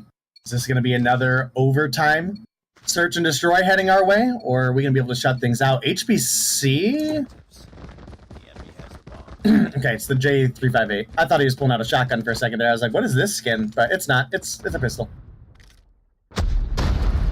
And HBC, another one of those players that's probably wishing he would have spent a little bit on that Mythic Fennec skin right about now. Yeah, I think a lot of the players in both NA and EU, if you're COD Mobile and you're listening right now, you'd make a killing if you brought those back in the mix. Do a little bit of a redraw. I mean, that's certainly something these players would love to see. We saw a lot of it in Stage 4. That was on the esports version. This is global. And a global shutdown here is Mont. Do find their first round on the defense last this time. They're going to need a crazy play out of the book. It's a 1v3 here for JC. Can he master it? He's going to get sights on one, make it two. Those shots, buddy, they are not it. HBC going to gun you down in cold. And 6-5. We've got a map point win condition set. Pretty solid search and destroy so far here from the boys over at TMGG. What a great start. But I felt like they've been in the driver's seat for a majority of this one, even though they were down 4-2 on the flip of the sides.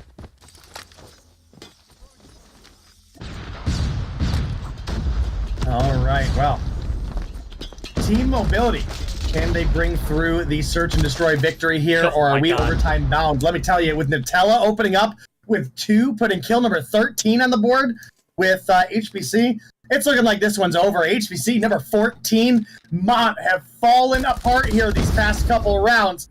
And now with Jay last alive, it is looking like we have a game 4 guaranteed. Okay, baby.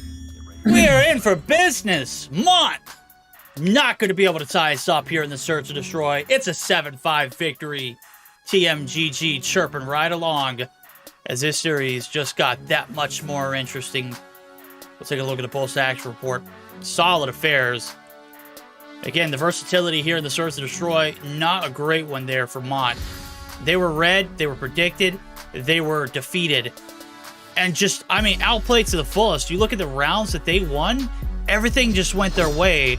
And it's because they play so well coordinated. You saw in that last round, they did not peak anything one by one.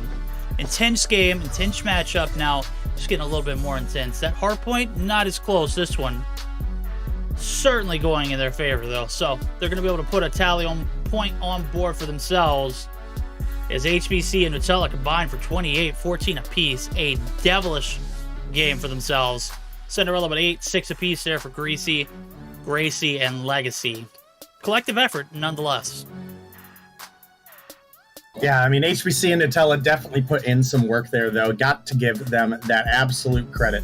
Totaling for 28 is absolutely. If you look at the top 2 on the side of Mont, they're only totaling up for 21 to ZZ and Sekou. be prepared to catch. So definitely a big 2-piece carry there. And again, some just very, very well executed final couple rounds out of the side of Team Mobility secured them the 7-5 victory.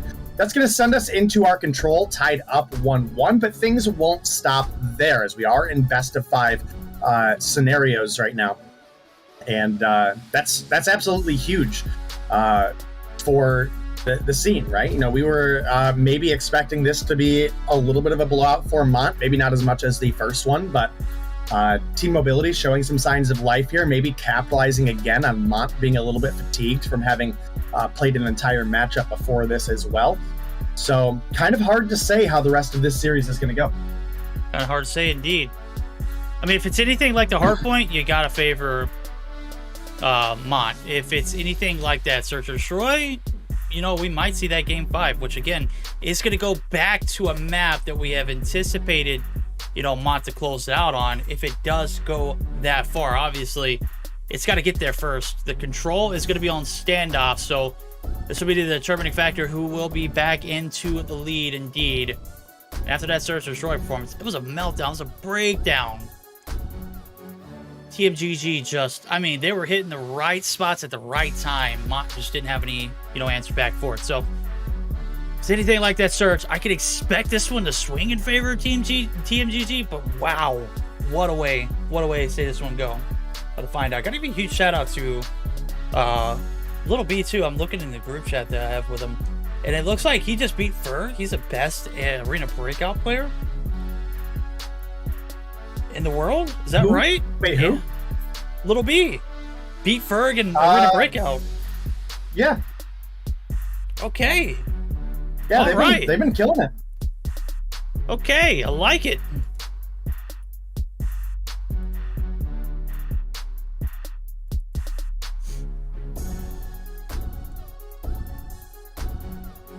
All right, game 3, standoff, control. Who you got, chat? Let us know who is going to take the advantage. Is it going to be the Mont, who we have favored already? We anticipate, after seeing the map pool selection, we anticipated to see a little bit of a rocky road, but it did indeed turn out to be the Search and Destroy, where we saw Mont on the backs of lack of, you know, map diversity, kind of drop the ball. Is that going to be the case here in a standoff, though? That is the question. We're going to find out here in a moment as both teams are about ready to go. Everyone's green check mark across. Spam that start button, baby. Let's go. It's control. 30v30 is the rule set. Kill your opponent 30 times or capture both zones before the time has ended. That is the objective if you're the attacking team, and that is going to be off the bat Mont.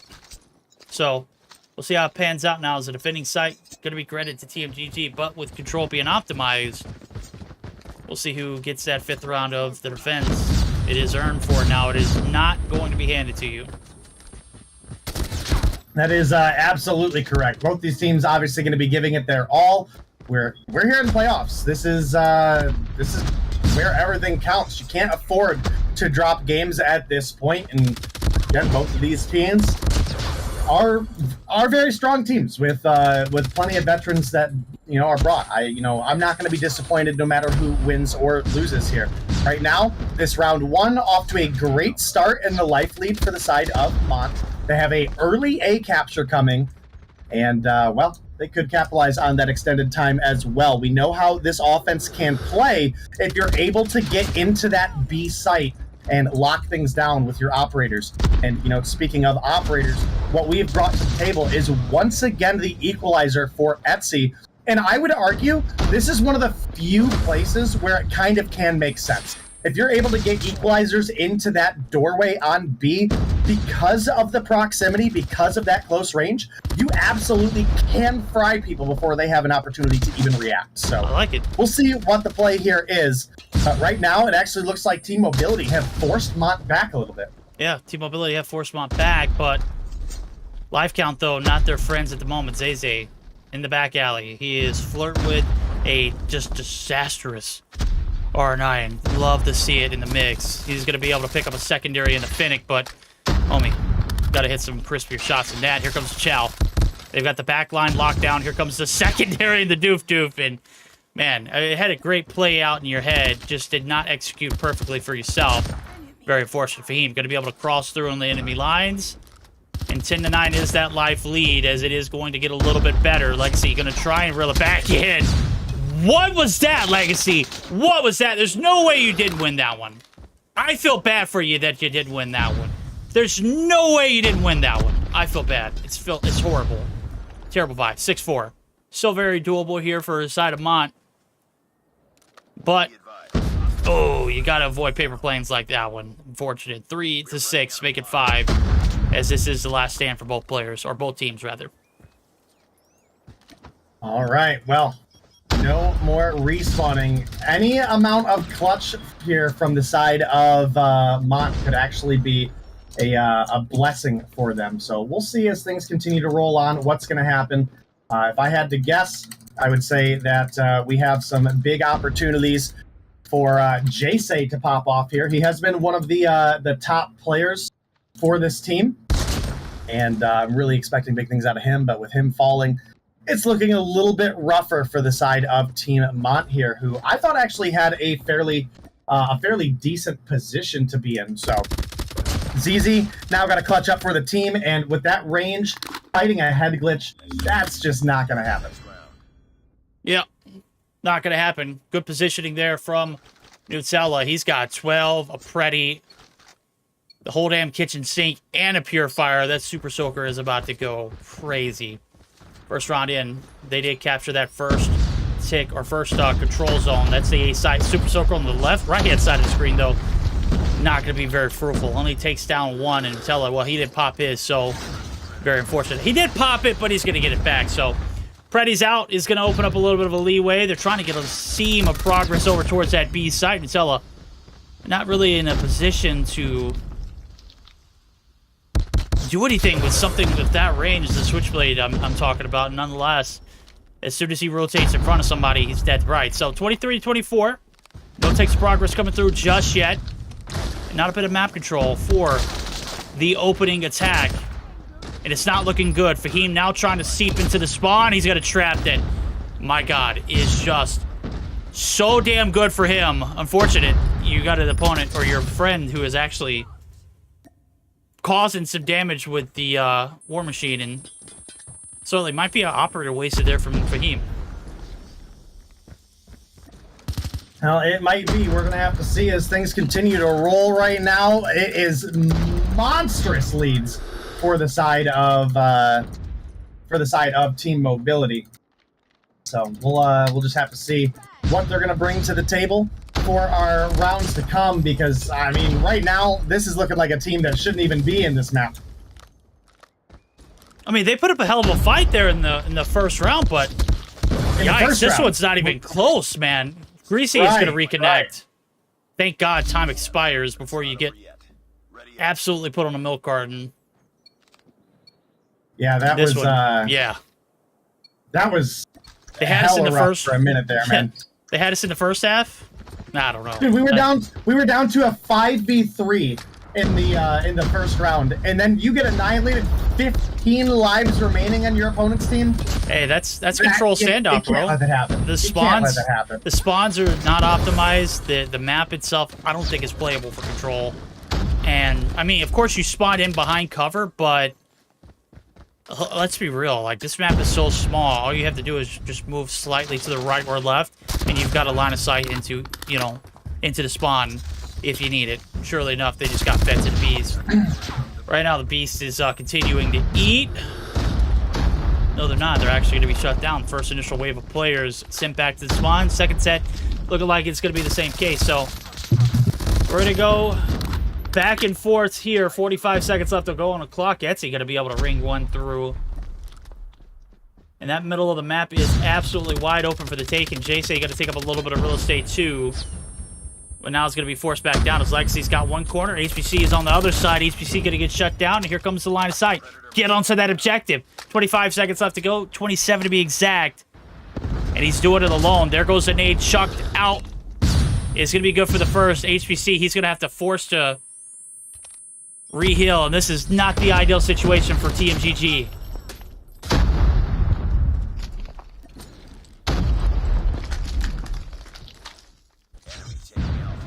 Close round happening right now. It seems like that just seems to be Team Mobility's only comfort is on the defense. And part of the problem they struggled so much in the offense is just that coordination that they had, right?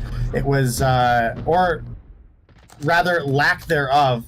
I do need to step away for just a moment though, Verdict. Did your food just get there? Yes. Yeah, quesadilla time, chat. 2v11? No, it ain't happening. Third tick progress solidified. Second round of the attack, significantly better for the boys over at Ice Mont. And certainly looking miles ahead of the competition. Since the first round, they have looked just like the better team that we anticipated. And surely they're finally delivering. Now they can close it out here. 3-1 could be the victory. But we see a little bit of a fight back, TMGG. This is your last stand here in the control. Let's see what they can do. 28-28 life counts at a dead even tie. Gracie trying to get some map control. Zay! Certainly going to put some Z's on him. Send him back into the spawn he goes. And surely going to super soak the entire lobby if he gets the opportunity. Fortunately, only going to be able to find 3 with it. But damage done. Back to the spawn. There you go. Team GG. Dead to rights here. They cannot make it out of blue at the moment. Fahim on one side. On the opposite, Sekou, he's got a claw, and they have a line of sight into the spawn. That is something vicious. Fahim going to get his Annihilator, burn it. Nonetheless, they're going to continue to feast back into the spawn trap. TMGG goes. 30 seconds left to go on this one. Not a lot of hope here for TMGG. It is looking like Mont going to be taking the advantage yet again. Let's see if TMGG have a little bit of fight left in them. Legacy team. Gonna find a few kills going their way.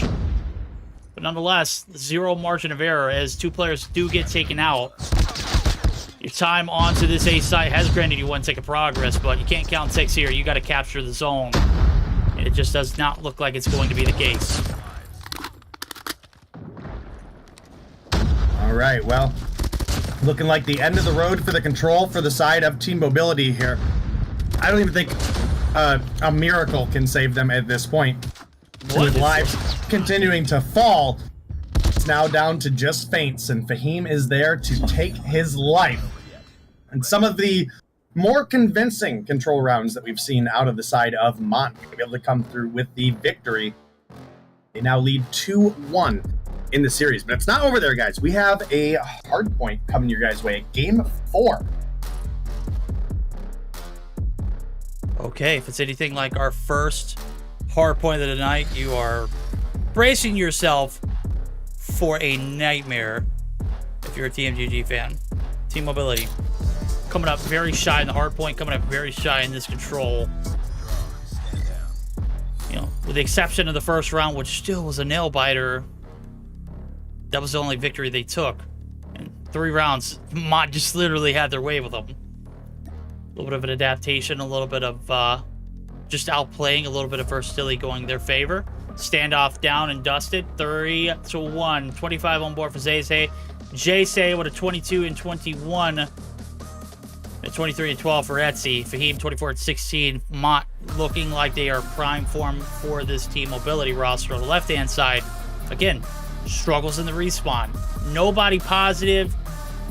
Nobody close remotely to being positive. -3 is your closest KD. Oh, no, never mind. Cinderella goes 17 and 18. I had to scroll so damn far to see that. But no, it's not. I didn't think so, but I don't know. It's definitely hard to say here. I would have liked to see a little bit more out of Team Mobility today, but it looks like they're just not going to be able to overcome their opponents in Mont, who continue to dominate, again, despite having had to play a entire matchup before this as well. So definitely locking out a lot of time here. And I do gotta say, I'm glad we saw a round win for the side of Team Mobility. Really? In that search and destroy. Yeah. Yeah. Oh, yeah, of course. They didn't go down without a fight. Yeah. Yeah, absolutely. Never love to see it 3-0. I'm even glad they won a round in the control as well, because, I mean, when it's just a lopsided affair, it's, you know, it's not interesting, right? I've read some that part matters much less to me. As far as I'm concerned, they didn't win a round in the control. No, they didn't. So. They didn't. But they did. They did. Technically. Technically. It didn't feel like it. Yikes. Okay. All right. Will they be able to break the respawn curse? So far, they have been unsuccessful over the Hardpoint Arsenal. Yikes. This one could go rather quickly. We know how Mont plays it. I don't know how good TMGG is on a map like this. We're certainly going to find out. Is it going to be a little bit of a fight back here, or are we going to see the dead horse be beaten yet again? I'm talking about that TMGG roster. They are dead horses when it comes to these respawns so far. Just not very good performances. However, if we are able to get to that game 5, could be interesting. So, how was your quesadilla? Well, can we get a little look at it? Can I get a little glance? Yeah. So I ended up getting a quesadilla cruncher instead. Ooh, which is like a quesadilla flatbread that's like crispy. Oh, mamma mia. That looks delicious. It is pretty good. Yummy. It's nothing really sounded good to me because I was feeling sick, so I figured cheese, chicken, and bread was about as plain as it could get. Yep. But it is at least like a spice chicken, so yum. We're a little bit of flavor. We're balling. Yeah.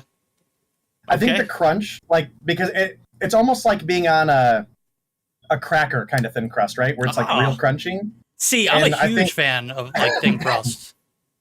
Like anything that's crunchy. I'm digging it right now. It's definitely going good for me. Like thin crust pizza, if it's crispy, oh my God, there's nothing better. Like I could care what's on top of it. Obviously, I won't have like pineapple on it, but chat, you guys are the ones who like to fight over pineapple belonging on pizza. Me, I like pineapple and pepperoni, but I won't have it on thin crust. Thin crust has got to be, just your basic. It doesn't have to be excessive, right? Yeah. Chicken certainly got to be hidden. It's something in my stomach at this point. There we go. Like it. Love it. Yeah. I want a bite of it. Yeah, we've been feeling a bit under the weather this week for sure. I'm right there with you. I'm still overcoming a little bit of a sinus infection myself. Everybody will be dipping out of the lobby for the time being, and we will be trying this a second time around. Go ahead and quit from both devices. There we go. Should be set to square off and take off here at a moment. It's not takeoff, it's Arsenal. Newest map addition to this competitive map pool. I've loved it when I've seen it so far. I even love the optimizations of the mini-map being on the screen too, so. Okay. Fahim says he's in chat. He said he's got The Witcher 3 in the background. How have you enjoyed it, bro? I watched season 3. I actually went back and rewatched all of The Witcher with the wife just so I could feel like season 3 was relatable, because I did not like the way it ended at all. I did not like the way it ended. It didn't feel like it ended. That's all I'll say. Wow, Sam, you're gross. Aren't they replacing Cavill as... Yes, dude. It's just such a... And look, I don't even know the reason. I don't think anybody does. They say it's creative differences. They said it's scheduling. They said a lot of stuff. I think Cavill himself said that the director is very specifically not following the actual like lore of the series and is kind of doing their own thing. That's and stupid. He's very passionate about the game, so he Cavill. Yeah. That's stupid, because he was extremely excited to play. He was very passionate about it because he liked the game. He actually plays the game, you know? Yeah. Well, you know, he's a gamer. Listen, no matter what they do, it's not going to flop as hard as the One Piece live action, so. I didn't watch it, thank God. To be fair, I haven't finished watching One Piece either. Damn, that's a long-ass series, bro. Oh, how many episodes? I literally just last night crossed episode 1000. I say that, and I still haven't finished watching Naruto either, so. Have you finished watching Dragon Ball? Oh, I've watched Dragon Ball like 3 times through. Okay. Not Super, though. Not Super. I haven't watched Super yet. I haven't watched Super. Super is pretty good. Haven't watched Super yet. I want to get to a point where I watch Dragon Ball Z again, and then watch Super, and then go to GT. Thoughts? Yeah, well, so like the big thing to consider with GT is it's canonically non-canon. Yeah. Yeah, it's a weird way to describe it, because like some of the creators have said that it's canon, but it's like you gotta take it as like a parallel time zone. But either way, that's neither here nor there. We're getting into the action. It is our Arsenal coming through between Mont and Mobility. Our game 4 here, possibly the last one we see before we get into Kings and exclusive. We'll have to see how Team Mobility show up here. Right now, it is all Mont all the time. Oh, gotta give you a huge shout out. Alpha Max coming through with a 30 bomb. You are awesome. No, bro, you're awesome. I greatly appreciate the dono. Dono hype in chat for Alpha Max. Love to see it. Hope your team wins. And if your team is Team GG, you know, you're going to need a lot more than hope. I'm going to be honest with you. That's not me ragging anybody. That's just me telling you how it is. Oh, man. It's okay. #1 Mont on top. Let's go with the 500 in chat, too. Oh, man. We're getting zesty with it. Mont trying to battle it back up. Looks like we're going to be a dead even heading over to P2. Fahim's already there. His lifeline's over towards the rotation. He's got plat control. Cinderella story down low is going to be deleted before he can even take a shot. First set of first rotation in. We've got it 18 to 17, about as close as it's going to get. We'll see this one get divided. We'll see either Mont spread and conquer, or a little bit of a comeback story coming through for the boys and gals over at TMGG. So far, it's not been the case in the response. As a matter of fact, it's been one set of hills in, and they're done. They tap out. If it's a control, it was a 3-1. It was literally one round, and it was nothing else. Disgusting. Mont have been lights out, isn't what I'm trying to say.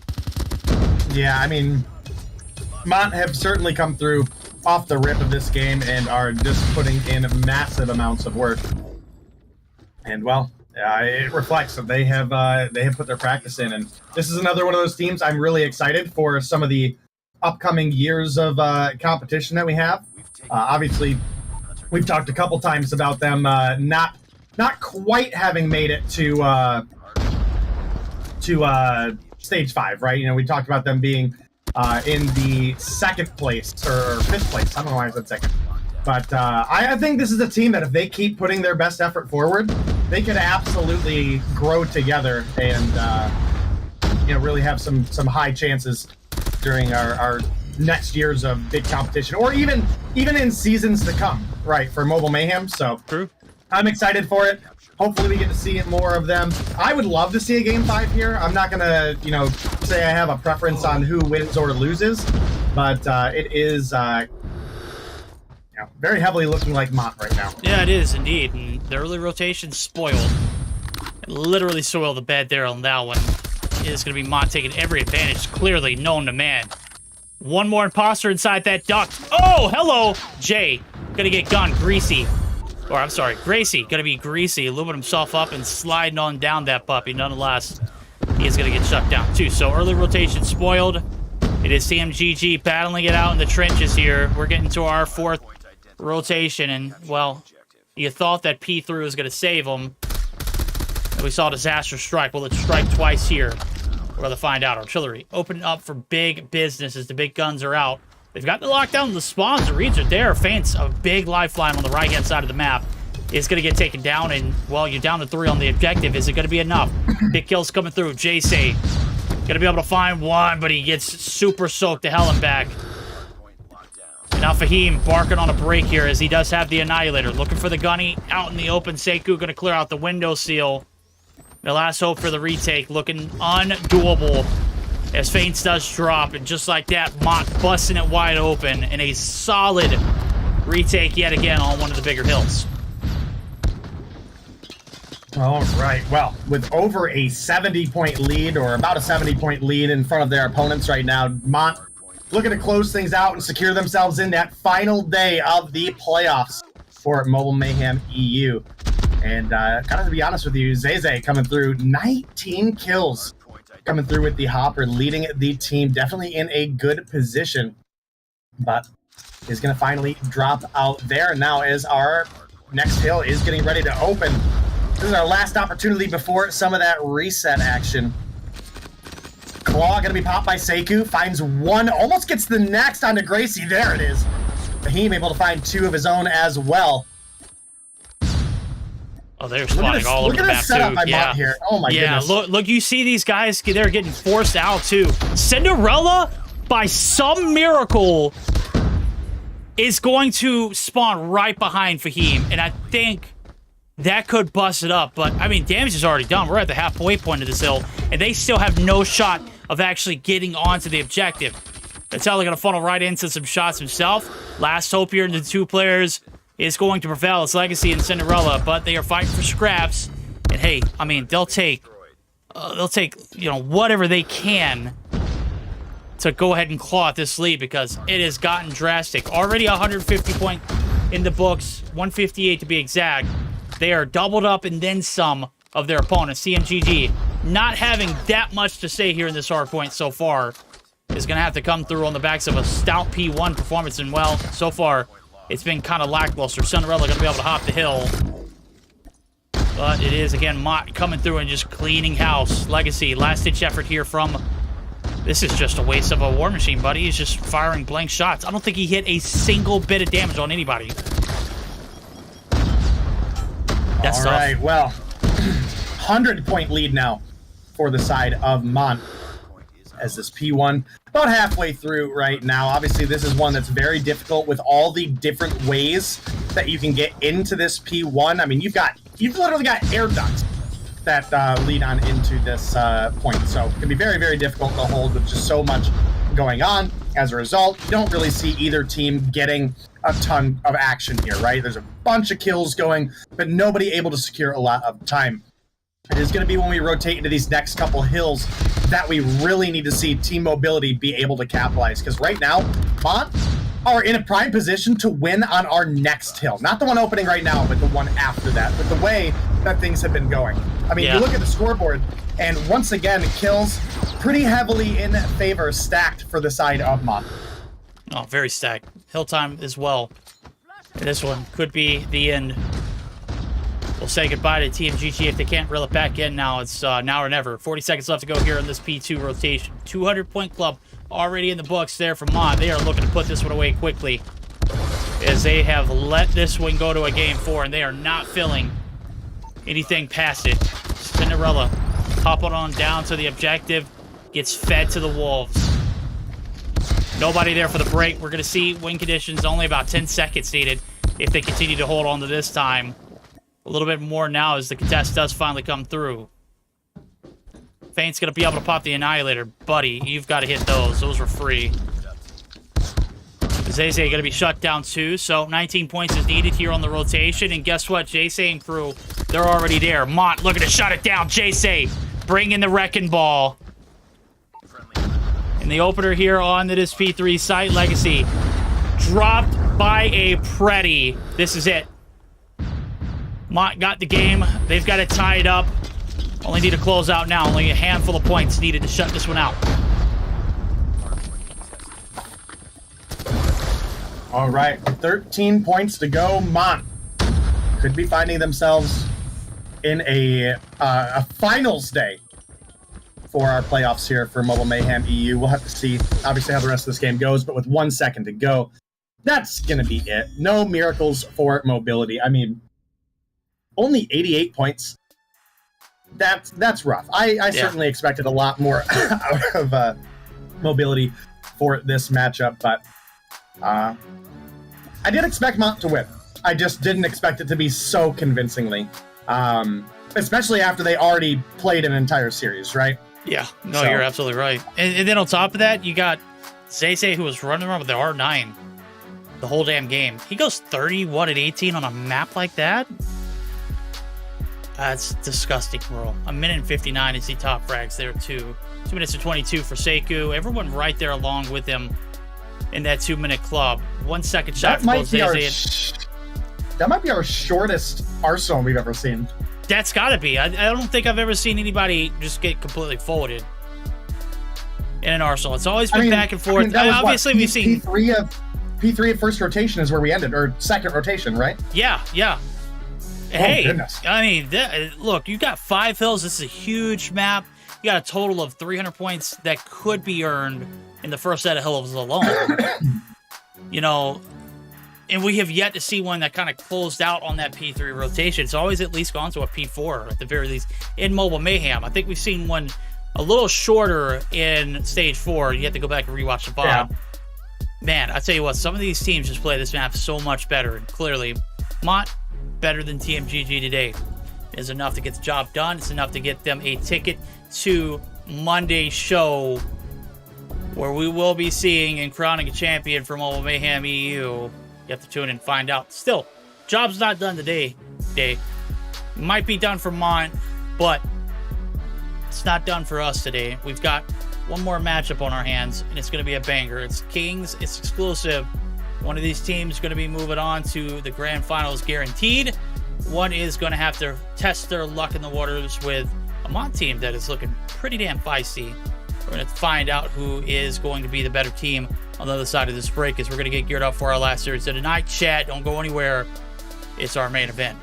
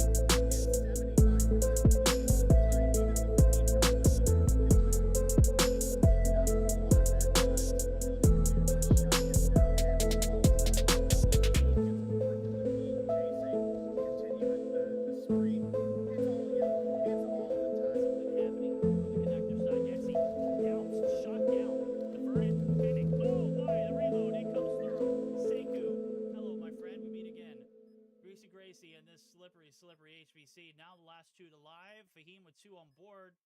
Damn, man, this is the best search and destroy he's had all day so far. All right, well, Bond, if you can hear that.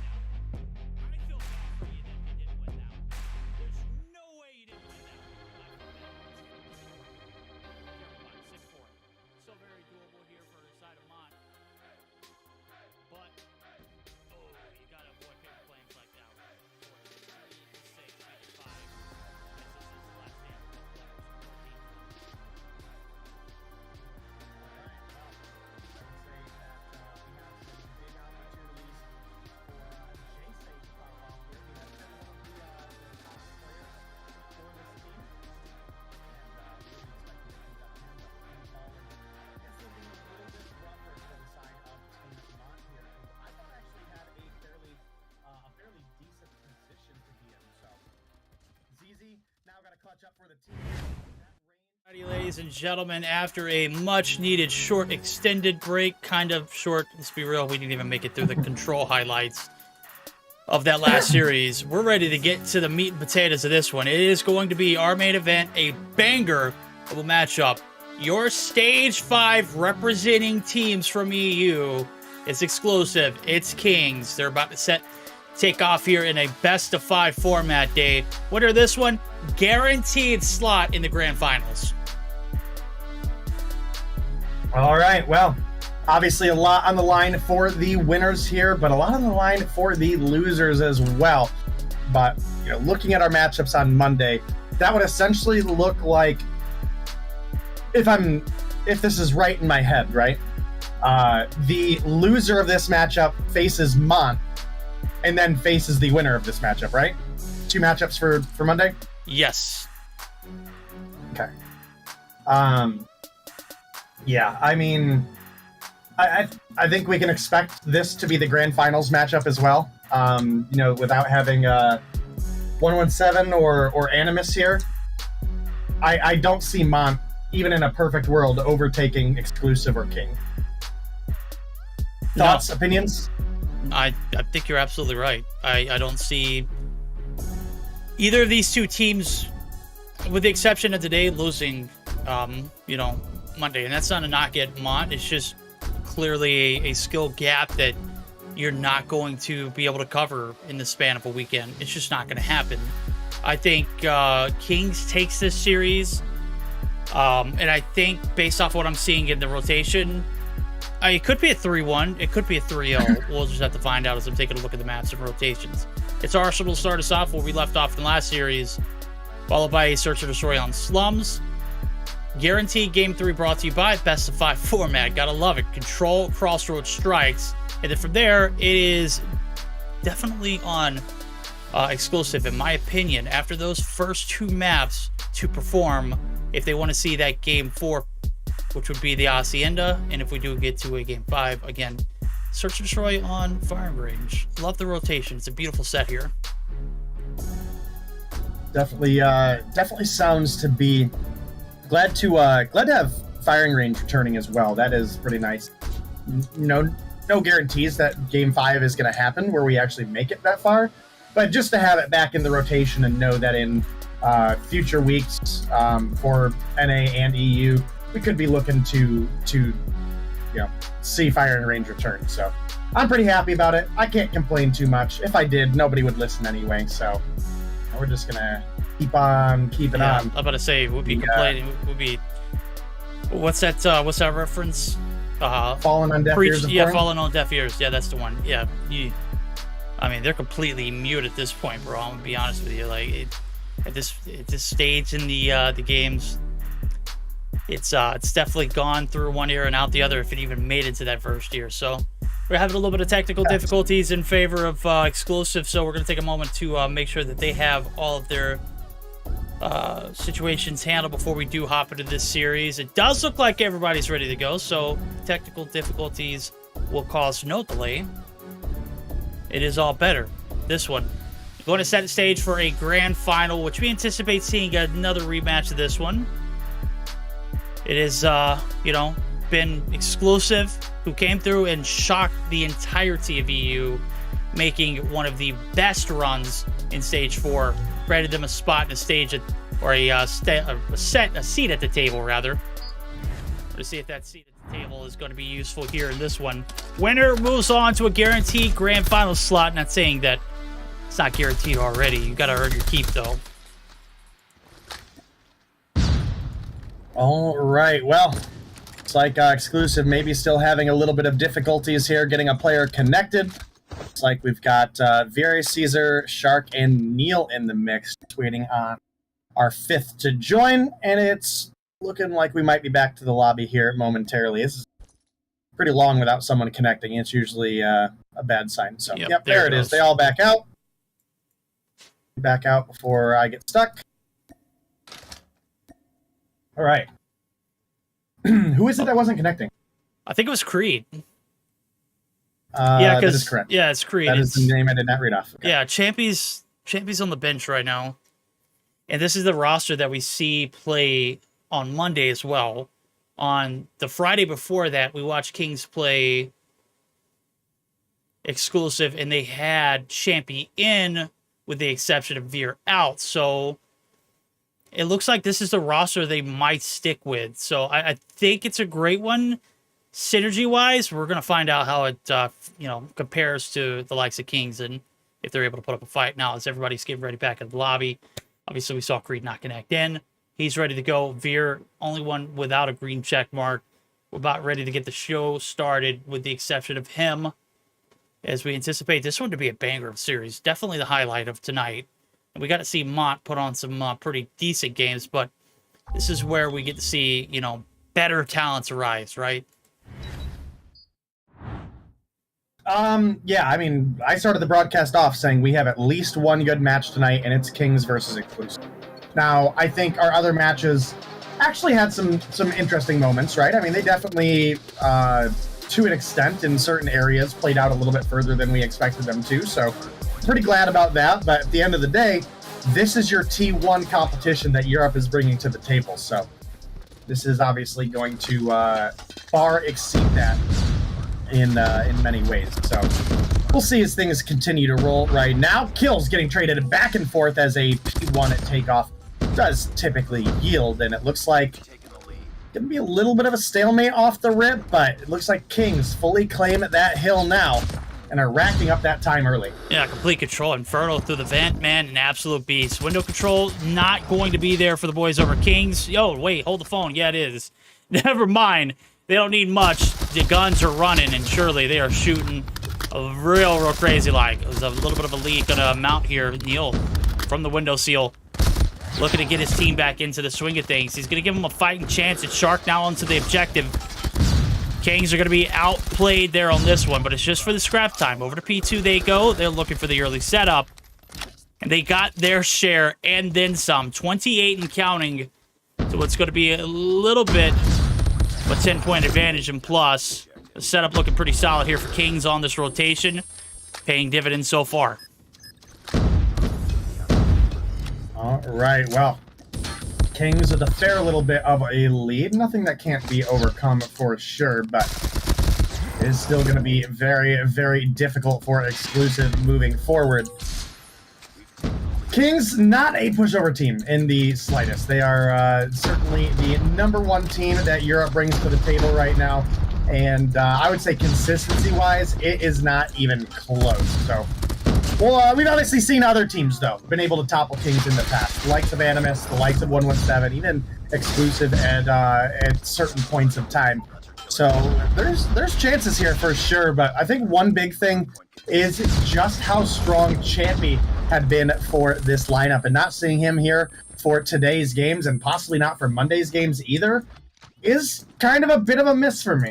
Yeah, I think it is too, but, I mean, hey, who are you going to deny, Caesar or Shark?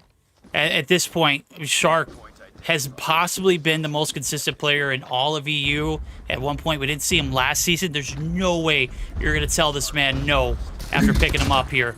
We already knew it was up for grabs. Rotation's going to be made. Caesar making just game-changing plays as they're going to snag this P3 rotation from underneath the Kings. Backside rotation going to be here for Marvel. He's the last man on the front. No, he's got one next to him. They're going to get the graces of some great spawn ins. Marvel going to be able to shut down your player with the War Machine. And nonetheless, it's King reclaiming the throne back onto the objective. They go. 10 on board for Marvel early on. Veer going to test his luck with an Annihilator as well. Oh, my. Revenge, sir. Best cold. Or with an Annihilator in this case. He's going to be able to find 2. The break is going to come through. An Exclusive right back at the table. Putting their foot down here for the P3 retake. And surely could be a game changer. Nonetheless, scrap time going to be awarded the Kings. Well, Neil was definitely trying, but unfortunately was not able to make full effort of his plays there. They were able to bring a little bit more time back into their favor, though, which could be pretty cool for them. You know, maybe we get a little bit more fight as opposed to how this match started off appearing. But Kings looking to be right back in the driver's seat, wasting absolutely no time at all. And they're getting ready to cross into the 100-point mark here momentarily. Unless if Exclusive finds some big way to do something about it. Ooh. Priest got to be lagged, man. I swapped over his perspective, and he is not having a good time. Into the blender they go. Fallout, Inferno. Inferno. Okay. They're right in front of you, buddy. Just feed! Inferno is the beast! And you spawn on this side of the map, you gotta meet his claw. It has certainly made his acquaintance with all the players and then some over Exclusive. My goodness. This Scotty is for everyone, not just you guys. And he is feeling it. Inferno now popping the Pretty. He's going to find a double kill along with it. Hello. This one's starting to escalate rather quickly. Arsenal getting a bit out of hand. A 135 to 58. The rotation now going to be made late by 2. Shark going to be able to just slip away for the time being. But Creed had no opportunity to do the same. Exclusive going to be EMP'd there as it does come through in full effect. And my goodness, Kings just absolutely giving them the business off early, getting just every bit of the rotations down and packed, every bit of an advantage in the gunfights. Positioning has been key, and they have not lost many gunnies along with it. So Marvel's second time around this hill, this set of rotations already. He's got another Annie. Nonetheless, he is not going to find very much success out of it. But hey, Kings haven't really needed it since. So 157 left, or 20 seconds left here on the rotation. P4 over to P5 we went. And hell, man, it is not looking any better for the boys over Exclusive. Oh, it is. Definitely not. I mean, Kings started this game off hot. We saw that one P3 where things looked a little bit all right for Exclusive for a second there. And other than that brief window, it has been all Kings all the time.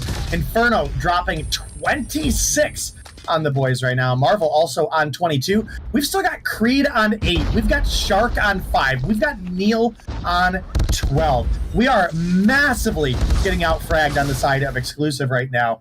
And there's just not much more to say about it. The amount of kill disparity going on right now Shark's is got 5? giving all of the map control over to the side of Kings. Yo, are they all playing on the same Burger King Wi-Fi or something? I don't know. Not McDonald's, because we saw Mago. We know McDonald's has pretty decent Wi-Fi. It's got to be Burger King at this point. They cannot have that Wi-Fi their way. Vera, he's having it his way. 24 on board. He's going to be able to find a full wipe before getting wiped itself. This one not going to be over here on the P1 reset. You were talking about making record timings here in Arsenal Day. We might have just outdone ourselves. Well, at least Kings have. As the Pretty does come down for Grizz, he's sitting on 20, 31 for Inferno as well, but they're going to be a little late to the rotation. Marvel said he's got everything handled, though. Reservations have been made. Will the game shut out here? Only 40 points needed. With Inferno getting dropped, Spy now going to be the back line of defense, and, well, at that position, you can only guesstimate how long he could have lasted. It is going to be Exclusive, going to be able to open up with some few kills and a little bit of an advantage of their own here on the P2 rotation. All right, well, big plays coming through for the side of Kings here, trying to close things out. Getting into that miracle territory for the side of Exclusive. Neil was trying to make the flank, but just becomes a victim in Grizz's three-piece. And Kings continuing to rack up times. Fortunately for them, if they control every second of this remaining hill without any interruptions, they can close things out here with that 0-second 1 point. Maybe. I don't think so. I think it's still going to be 249. They're banking on this one inning as well. Maybe they are right. Maybe I am wrong. Ghost Tick does come through. No, there it is. 1 second's all that's needed. Raid going to be spawning on out there onto the backside. Raid going to need some help from Grizz there. The Predator does come through, and the line has been compromised in the backside. Shark at this point hasn't won very many gunnies, but is going to be able to stay alive and kicking so far. Marvel, next victim up, maybe. Flash going to come through. Marvel, going to give him a little bit of a do-si-do. The movement in the back line. He might be toting the AR, but Buddy is moving with a purpose. Veer now, the last player alive, chucks the paper plane. Here comes the Predator missile. And they ain't going to be enough to get him out. And surely it is going to be King shutting this one down in an early P3 break. And I don't know what we just witnessed. I think Mont may not have ended quicker, but let's just be real. That one was over before we even got into that second set of rotations. That was a massive blowout. And Kings might have had the better connection, you could tell, but had the better rotations, had the better gunfights. You're looking at Caesar went 19 and 32.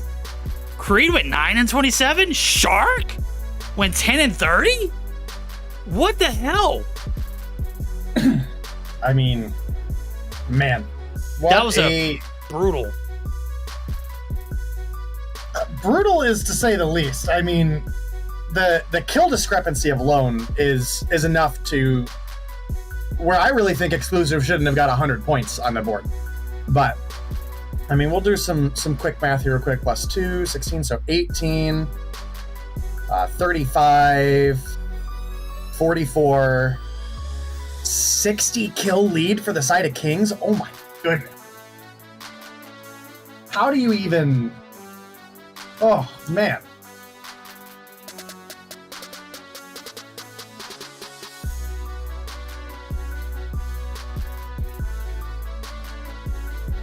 All right, what was our second map verdict? Slums. And we will get an emergency sub in. It's not an emergency. You're allowed to have one sub. But we are going to have a sub in. It is Champy in for Creed. As Creed, I mean, I saw him, bro, was like, I mean, he wasn't even connecting. He was fighting to connect in the entire game, bro. Every time I swapped over to him, he was either stagnant or just, I mean, just having the worst time. Like, imagine spawning in and you're rotating into a position and you're just getting gunned down. You don't know what the hell's going on. That's what Creed's point of view was like for a majority of that game. Anytime I spectated him, it was in a gunfight, you see him making movement and then you don't see him move and then he's dead. It was tough. You had no help? No, he did not. But, I mean, you could clearly tell that that game wasn't close and the connection was a travesty. We're not going to, you know, we're going to say that was the case. Would it have made a difference, though? I don't know. Champion, I think it would have been closer. I think it would have been a lot closer, too.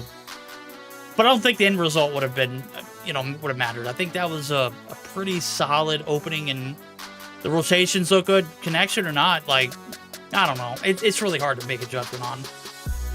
Don't know about Shark, though. He didn't look like he was lagging, but he went 10 and 30, bro. That may have been the worst performance out of Shark I have seen to date. Ever.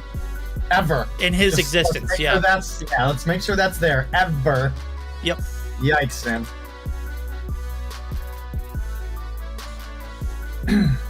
Creed says he is sticking around, I guess.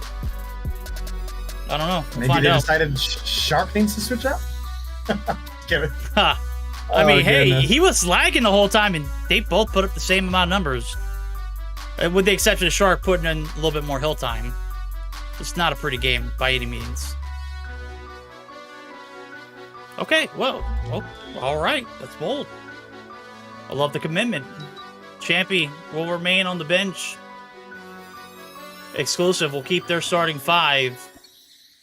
We're going to head over to the slums with an early 1-0 lead in favor of the boys over at Exclusive.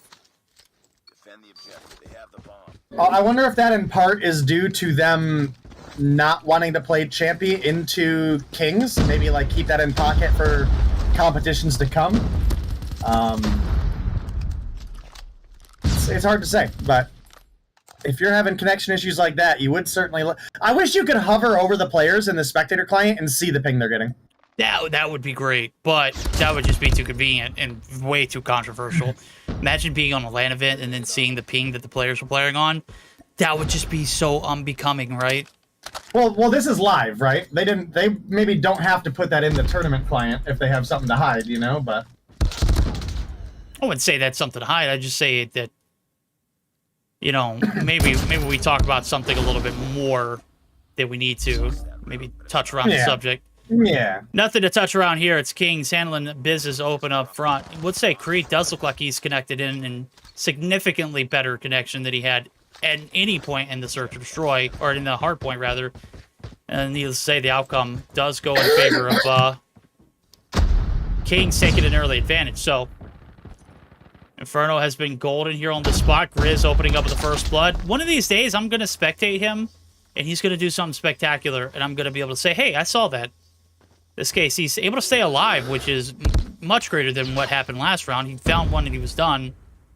Right now, he's going to continue to scratch at that wound onto the blue site. He's going to opt for a rotation through. The smoke's going to save him for a little bit, but nonetheless, Spy and Raid are going to be able to shut both players down in return. So, 2-for-1 trades make it 3-for-1. 3-for-2, rather.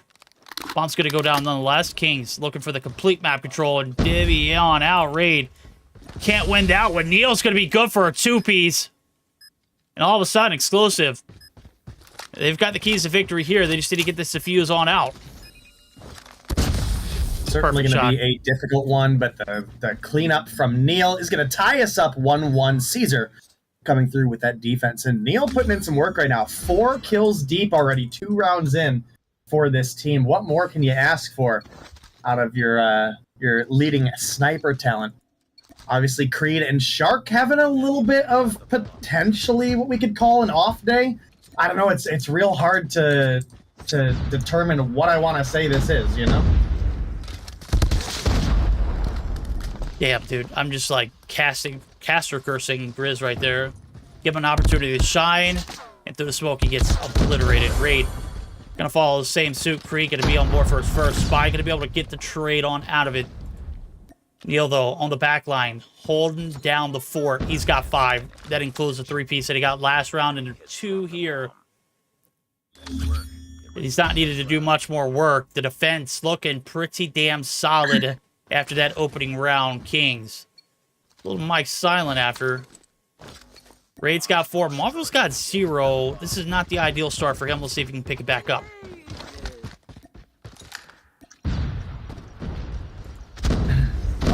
Right, well, what a series we have going on here. This is the peak that Europe brings to the table, specifically looking at our competition going into Stage 5, which, if I'm going to be honest with you, I completely expected Animus to be in a Stage 5 position over Exclusive, but Exclusive obviously came to when they needed to, and, well, Creed maybe having a little bit of ping issues, but he comes through with a solid kill onto Inferno there. But unfortunately, his team falls behind him to the likes of Raid. He's going to give the 3-2 advantage in favor of the side of Kings. They could be looking to tie things up 2-2 here. Creed definitely got some information. I don't think he knows there's 2 there, though. Oh, yeah. I mean, the skins Hardpoint matching. Spy. Oh! Rotation. Perfect. Grizz, able to play his life to the fullest this round. He's going to be able to get this bomb plant down. Former teammate on the opposite side, and Shark. Grizz, he's gone in the win. That boy's so very far away from where that plant went down. Raid now. Also going to open up a little bit of space. I don't quite know if he can hear that bomb being defused, and surely nobody does. Shark, well executed. The defuse, ninja style, chat. A 3-1. And that is a veteran player that you can't deny. I don't care if he went 10-30 last game. He's only got 1 on board, but he's single-handedly won that round just on the backs of being able to play at Cool Comic Collective. All right, well, 3 rounds to 1 now for the side of Exclusive, and this has been their success story, has been their ability to come through and search and destroy and absolutely wreck face. And right now, we are seeing that on the defense. And again, we talked a little bit earlier about how this map has actually changed quite a bit defensively to an offense-heavy map that we've seen at least a lot of wins go through on the offense and substantially fewer go through on the defense as players got more and more used to this map. So, great start for Exclusive, but who knows? Maybe Kings just looking to be in a better position on the defense. This is a different level of competition we're seeing here. Grizz barely going to make it out alive. This 2v5 ensues. Creed making the rotation in from behind. Should find a free one onto Grizz, but it's going to be Neil finding that shot. Now Spy. Well, he quickly folds to Veer. Oh, goodness. Yo. Okay. All right. Exclusive. They got their game face on, war paint all across their body, and a very, very dramatic first 5 rounds lead them to a 4-1 so far. Last round of their defense, though, will it be a 5-1 or a 4-2? Caesar going to be able to open up with the first blood, but that bomb's made its way over. We'll certainly see it get planted as long as Spy stays alive. Great. Going to be able to find one in the back line to make it 2. He's single-handedly putting this team on his back. He's got 9. That's 3 in the feed. 1 more to go. Creed. Last hope. Connection. Not a problem on this one, but it's a 1v2. You got to take down Raid, and let me tell you, buddy, he is not going down without a fight. We'll see Creed reheal and regen and reposition now as Inferno and Raid both have key positionings. Inferno, though, going to get shut down. Creed has an opportunity. Let's see what he can do. There's a cross. Raid gonna spectate him. Go right in front of his face. Raid. Cool as a cucumber, man. Never lost focus in the 4-piece for that round. Certainly put Kings up there to win it. First 6 rounds in, Marvel has yet to find a kill, and that is definitely troublesome on the left-hand side of our screen. It's everyone with the exception of Shark, but he's already found a ninja defuse. So, I mean, we'll give him a pass for that 1 kill. All right. A pass has been issued by verdict. We've now got a 4-2 advantage for the side of exclusive, with them having a 3-2 advantage when it comes to the player lives. And one thing I do got to say is I don't remember the last time I saw 6 rounds, round 7, into a search and destroy, that Marvel is sitting on a donut. So hopefully we'll see him pick things up when we get a little bit further in here. Obviously, we're on round 7, so we've switched sides. King's got the defense now, but the plant's going to come through for Shark. Shark and Very up against Marvel and Spy. Certainly could be a big play. Obviously, you can see the defensive position Very's going into with the snipes here based on the plant position we got out of Shark, who now has information. He gets 1. Marvel's down. Spy trying to make this flank in, but he has to worry about Varia as well. Oh, maybe he doesn't. Okay, Spy. MVP of stage 4, unanimous. Is he gonna clutch?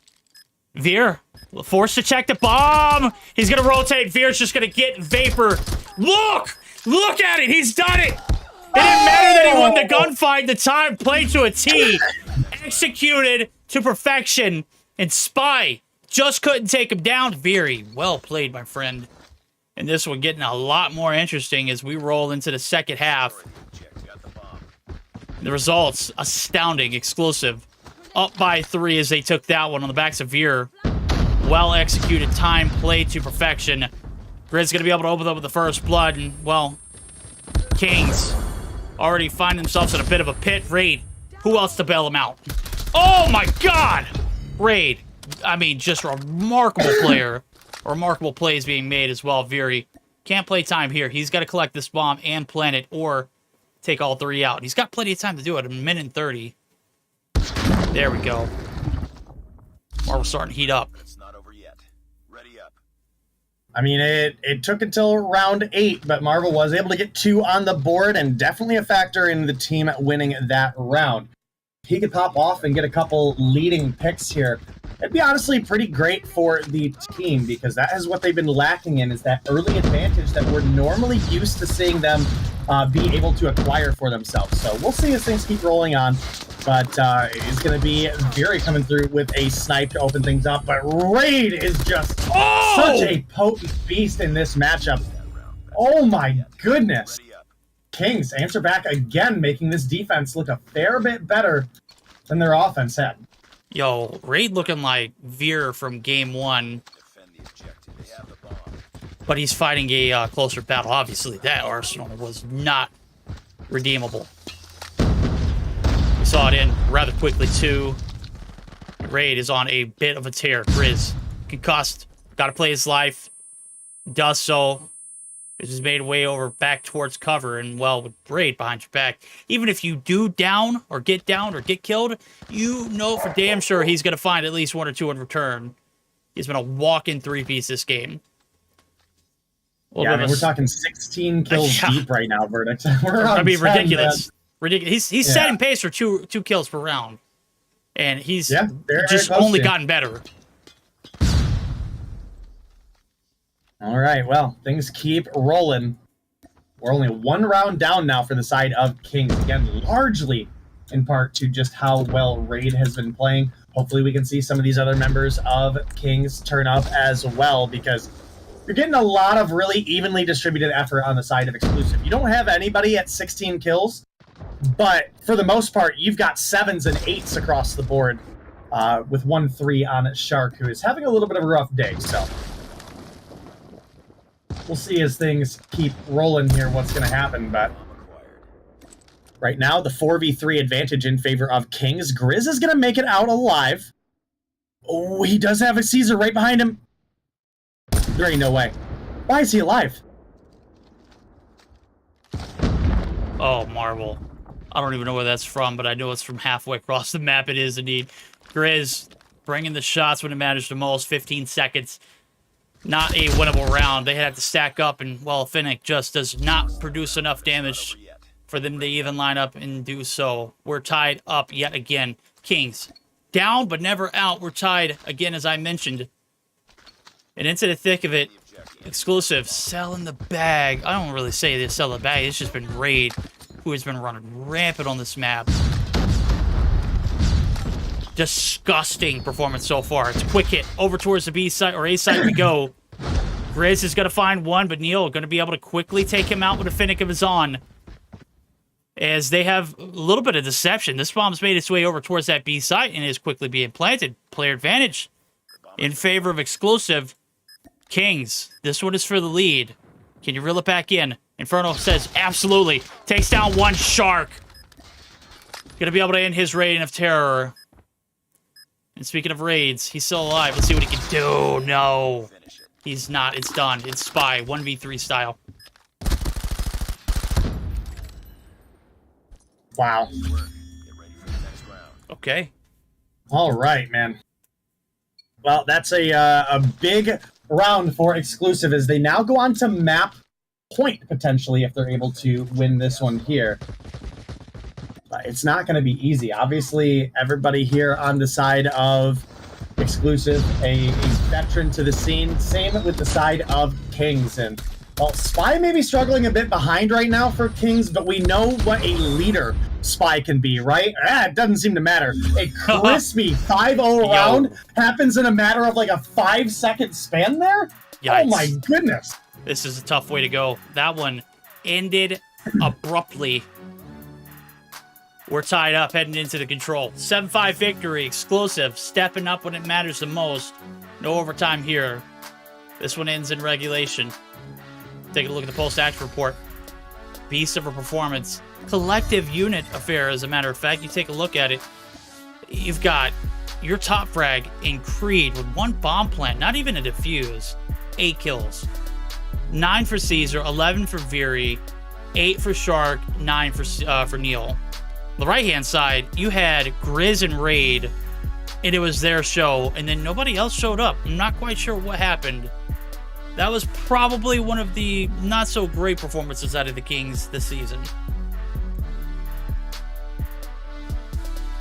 Yeah, I mean, I can agree with you there. Obviously, they're going up against the number 2 team in all of Europe right now, though. So there is plenty of opportunity where, you know, Exclusive can be just as good, if not better, of a team as Kings.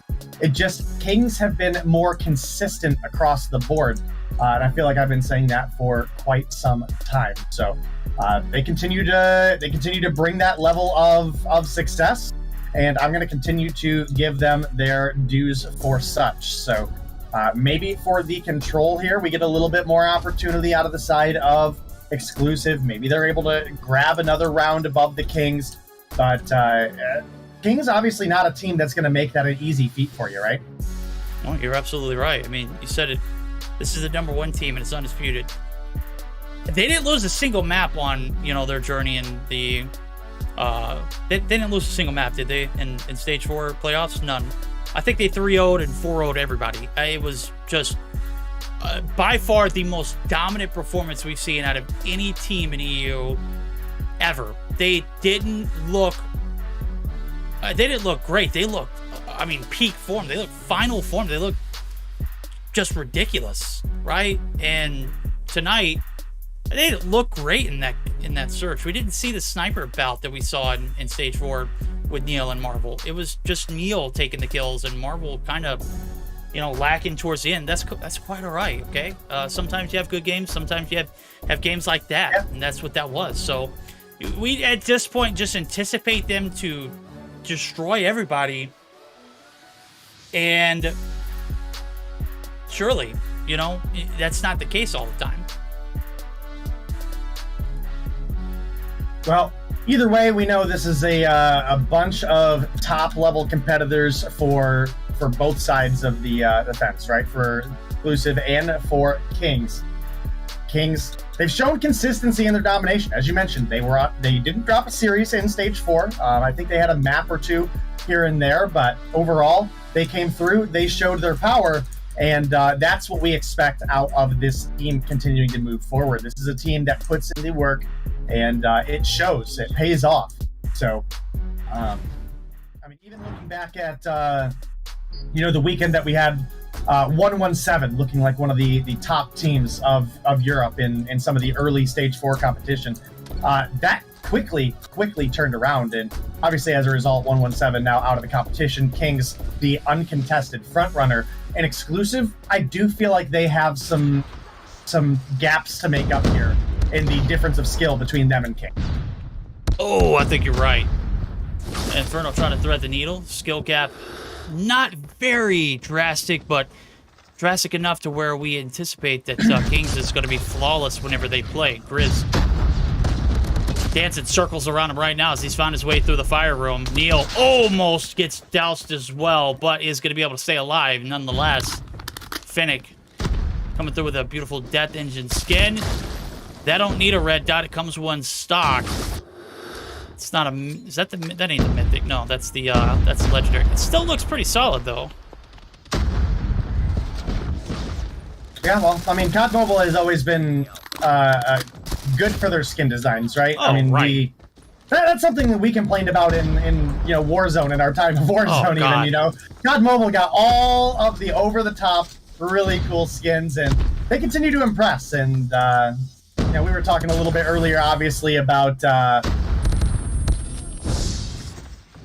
bringing that mythic Fennec back is, I know, one that a lot of the pro players are looking for right now. So anytime you get to see players like Neil bring that to the table, you can certainly bet that some players may pick it up as well and just absolutely roll with it. But right now, 11-11, 2 points of progress on A. That is going to get cleared out. And now 45 seconds on the clock for these two teams to fight it off. Spy pushing on up. He's going to find Neil. That's number 2 on the board for him. He's going to get number 3 on Creed. Might be looking for number 4 on Caesar as well, but Caesar with that Fennec. Too strong in the close range. Oh, Grizz. Talk about close range, man, was feasting with the R9. And now we got a 3-5 in the life lead. Second tick of progress done. Third almost captured. Minute and 32 on the clock here. Kings opening up with something vicious off the rip. They kept their opponents out of the spawn trap, and that's the most important thing. Creed, an AR in his hand. Now on the floor. Spy gonna be able to gun him from that distance, bro? Ain't no way. CBR.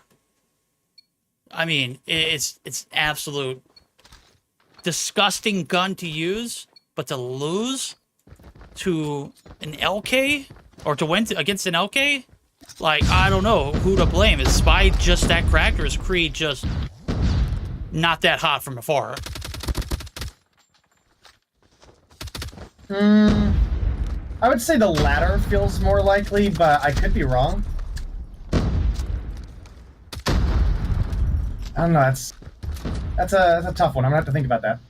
Well, I'll reevaluate it later on. Right now, Creed not having a bad performance, but anything better than that first game. Right there, he's gonna be able to cross some up there as we see a first tick of progress is gonna be solidified. We will notate that the kills was the reason why Kings won that first round. They did capture all the zone or all the points on that A objective, so we reevaluate the round, we go back to it, we'll look at that 5th round. If it does get that far, we'll start to see something. Marvel trying to make it out of spawn. He's going to go ahead and pop the Annie. He's going to find 2 before he goes, but his teammates finding kills on the flip side of things. This one not looking good. Once they get in your spawn, it is just, I mean, you're going to waste so many resources getting out. If you even do. 17-9 is the life lead. Ticks may not even be the reason this one is done. Is down to 5. Exclusive just getting outgunned to the fullest. They're down to 3 now. Is Creed, Caesar, and Veer the last hopes? All right, well, 3 lives left, 10 seconds on the board. Not looking doable for the side of Exclusive as Kings continue to tear apart their opponents. Caesar checks the wrong door, gets laid out there, and that's going to be the 2-0 lead in favor of Kings, who might be looking to close this one out here momentarily. We do get some extra action on the board, obviously, as we mentioned, with Exclusive winning that search and destroy. We have a game of 4 guaranteed between these two teams. 4 guaranteed. Right now, game 3, looking like it might be done. There goes the claw. Inferno going to be able to get into the line of sights there in the fire. Hello, someone put him out. Not a hydrant around. As he does find a complete white Creek, going to be able to pop one for himself. Grizz is just on a madman rampage as well. The second tick of progress looking like it might be coming through this one. Only a few moments from being done. Grizz and Kings absolutely letting him have it. Veer, not too far around the border, gets dropped.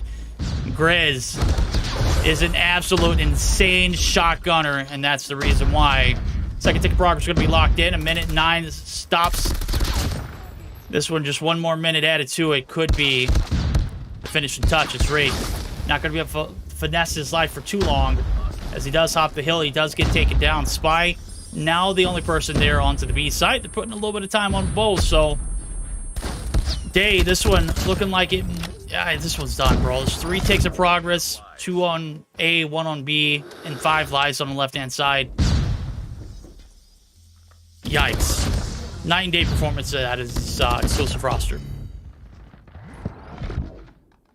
All right, well, night and day differences, to say the least right now, is 3 rounds in a row. Offense, defense, doesn't matter. Kings come through. They take everything they want. There's 2 minutes left on the clock, and Veery's the last alive. I mean... Yeah. How disrespectful. Kings demolished exclusive there. They did not disappoint. Demolished. Goodness. Yikes. All right. We'll see if exclusive can recover from that one. It's a KO. Absolutely knocking the lights out of the exclusive players. This is what we know is, you know, capable. Kings look just downright like the better team. I mean, you break it down, the gun skill looks uncanny. And they have, you know, exclusives added Caesar and Shark, and even with that kind of gun skill, the synergy may not even be completely intact. We'll take a look at the breakdown, what kind of scorecard we have working with here. Veer, 22. Still no help in the response. Goes double positive, and his teammates sold a complete bag. Neil, 9-23, 9-19 for Shark. And it gets significantly better from there, but on the right-hand side, I mean, there was no hope for exclusive. Raid was rampant, running around the map crazy. 24-12, 22-16 for Grizz. And that's just all that you need to know. Seems fairly reasonable. I mean, Grizz, obviously a name that is beyond just well known when it comes to the European scene. I mean, he's a worldwide talent that players from NA, from China, from India, everywhere in the world absolutely respect what this kid brings to the table. So definitely a threat. We know he's very, very versatile in that shotgun role as well, which is not one that we see many people fill. It's mostly very, very toxic Canadians and some nice Canadians, but they're all shotgun users nonetheless, right? Yeah, no, you're absolutely right. 100% right. Toxic as hell. Gotta love that toxicity, though. I mean, at some point, somebody's got to do something that just, you know, boils your blood, though, right? That's right, Renems, we're talking about you, admin. Yeah, according to our Canadian admin, Canadians are the best. Go Team Canada. Canada land. Yeah, Canada land. God. You're not too far from there, are you? Nope, about 30 minutes. Oh, good God. You're basically Canadian too, aren't you? I have not only a way to Canada in like 30 minutes, I have 2 options. I have bridge and tunnel to Canada. Yikes. Who takes the tunnel though? It depends on where you're going on the other side, right? Like, so okay. The tunnel is like downtown Detroit to downtown Windsor. Gotcha. And then the bridge is like from Detroit to Windsor, but it takes you like directly to the highways on the other side. Good knowledge. The more you know. Yeah. Okay. Well, this could be it for the day. Our banger of a series has led us to a game 4. Will it lead us to more? Whoa, that is not the graphics I wanted to see there. Bam, there we go. It's Hacienda. Hardpoint could be where this puppy ends. Exclusive. Can you win a respawn? Or are you just search or destroy warriors? We're about to tune in and find out. P1 out in the open there on the fountain side. It is a little bit of a scuffle over there. But when you're there, you've got more to worry about, more concerns. Those power positions going to be occupied by several. And, well, Marvel's, he's already in one of them. Veer off top. Can he get some help this round, though?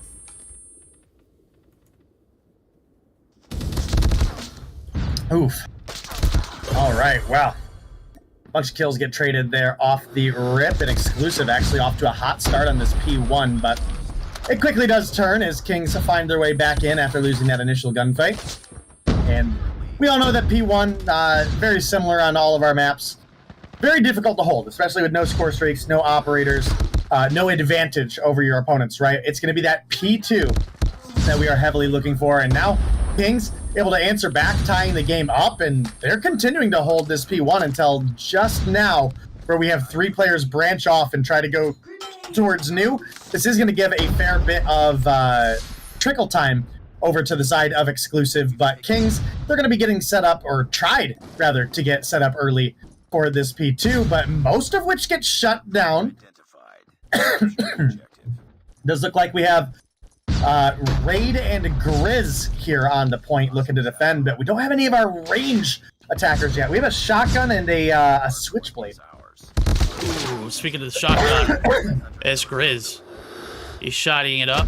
Is going to get shut down. The rotation now for P2 is locked down. Exclusive, hold the keys to it. On the inside, you got Caesar with an SMG. The Finnick looking crispy, but the break looked like it still could come through. Right on the backside. One through the back line, and Spy might have just hopped up into Destiny. 28 seconds left to scrap for it, and they are scrapping all ends. As we're starting to see this Exclusive team finally starting to come alive. Nonetheless, it's not going to be enough for the retake. 2 players dealt with there on the point. It's Spy, the lone man onto the objective. So finally they swarm. They're going to get the last 12, and the rotation is where we'll see Kings make their time in now. As we see, this one is going to come down to the wire. Still a little bit of a lead going in favor of Exclusive. Is this finally where we start to see them come to life, though, Day? It's starting to look pretty promising. I'm not going to hold my breath, though. Yeah, I wouldn't hold your breath on it either. I mean, it's definitely... There's definitely some potential in this matchup, right? I mean, we gotta give it what it is, but Kings, they're certainly here to make a statement, and Exclusive are finding a way to answer back here so far in this control on Hacienda.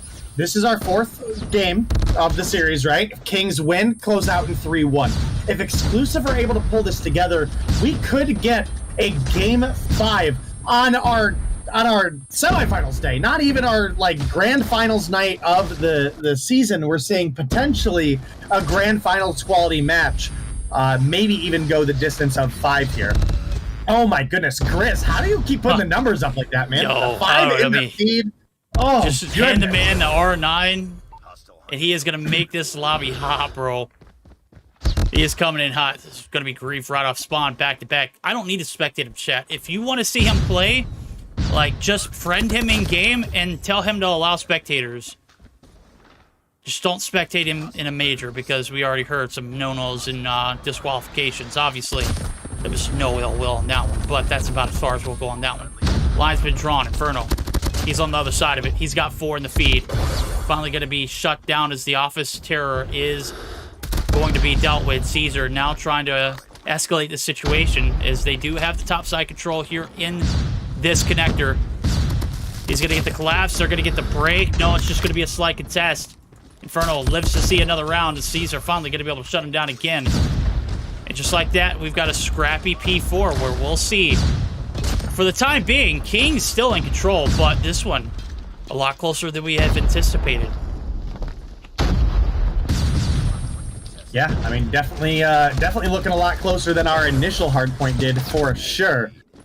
But either way, it could turn at any moment, right? I mean, we did see Exclusive get into, 113 by the end of the Arsenal, but, I mean, we're already at 82. It's only a 15-point difference between these two teams. It absolutely could go either which way. Does look like Grizz is just an absolute feed magnet this game. I've seen triple kills, I've seen quads, I've seen 5-mans. Every time he gets a kill, there's a double kill in the feed. I mean, my goodness. Mans just knows how to cover his space. Yeah, God. Feels like that. Man, just, I mean, the pacing, he just knows how to do it on this map, and Hacienda is not a shotgun-friendly map. We talked about him covering space in bigger maps indeed, and, well, if you can do it on Hacienda, you can basically do it on any map. This one, he knows how to cover the grounds, and, well, with him working it like the way he is, certainly putting his team up. He's sitting on 22, which is enough to lead the pack in the lobby in both sides. Creed, are you going to be another victim? Yeah. Yeah, he is. Deleted. Veer. Not even from that range, buddy. Can't hold a cup to Grizz. And shut him down right now. P2 is opening for business. 14-point advantage in favor of Kings. Looks like it's going to get a little bit more steep as Exclusive. Not really showing up to the party just yet. Not quite yet, but they're, I mean, they're keeping things close, right? A break here could actually put them in the lead. There's plenty of time left on this P2. You do have Shark right outside. This should be a free kill on Spy. Somehow gets lasered as part of a 3-piece. You're telling me that Spy, with a switchblade in his hand, killed 2 of your homies and you didn't finish him off? Yo, when you had to jump on him? Yeah. Absolutely not. Not to mention, Marvel, while I was going on my rant there, comes through the quad on the Annihilator. I mean, Kings are locking down this P2. Grizz, like I said, he puts a kill in the board, it's a double, triple, or quad. There's the triple, here comes the quad. Nasty. Grizz is like just being a monster right now. Bro's trying to get his bedtime locked down, man. You can't be changing up this sleep schedule. Once it's down and packed, bro, it is hard to get back on. Oh, my. Game 5? Absolutely not, he says. 97 seconds on board. He is flirting with 30 already. And Shirley might be the only one to do it here in this lobby, as it is coming down to what could be a P4 inning, bar some fight back out of this Explosive roster. Right now, they don't have the good side of the spawn. Caesar trying to do the deeds in the back. He is going to help Shark come through. What, Shark just absolutely annihilated as soon as he does spawn in. I looked at him for a second, and he was gone. Backside's locked down. They got to hit it from the front. Creed trying to get involved. Grizz. Grizz. Can't name a better duo than Gung Ho and his shotgun. Maybe the Bison whenever it had his day, but my God. Grizz is an absolute demon. It just causing so much mayhem to this team. Exclusive, I can't find a way to counter him. Man. Kings are just on a different level right now in this matchup. Now, again, I do think part of it is, one, we obviously had Creed have some connection issues today, right? I don't know if that's still going on and he's just doing all right or what, but Shark is heavily underperforming for Exclusive today, and we're also not playing with Champy. Now, we did talk a little bit earlier about, it's like, who do you bench for Champy in this lineup? I mean, this is a lineup of absolute killers here, right? But I think you kind of had to mix something up here. Maybe we should have subbed Shark or Creed out earlier when they were underperforming, right? Maybe we have a little bit better of a matchup here. You know, we were talking about how much closer this one was when it was 75 to 87 or whatever, right? Yeah. I mean, it's 240 to 110 right now. Ooh. We might not hit the 113 that we did in the first map. No, and it was significantly played better. And, you know, connection issues or not, we had that discussion as well. It doesn't matter, right? Holy hell. Oh, my God. Game 4, a blunder for Exclusive. They catch the hands. Yes, we're talking about Grizz. What a freak. Downright terrorizing this roster. He made Exclusive his exclusive lead.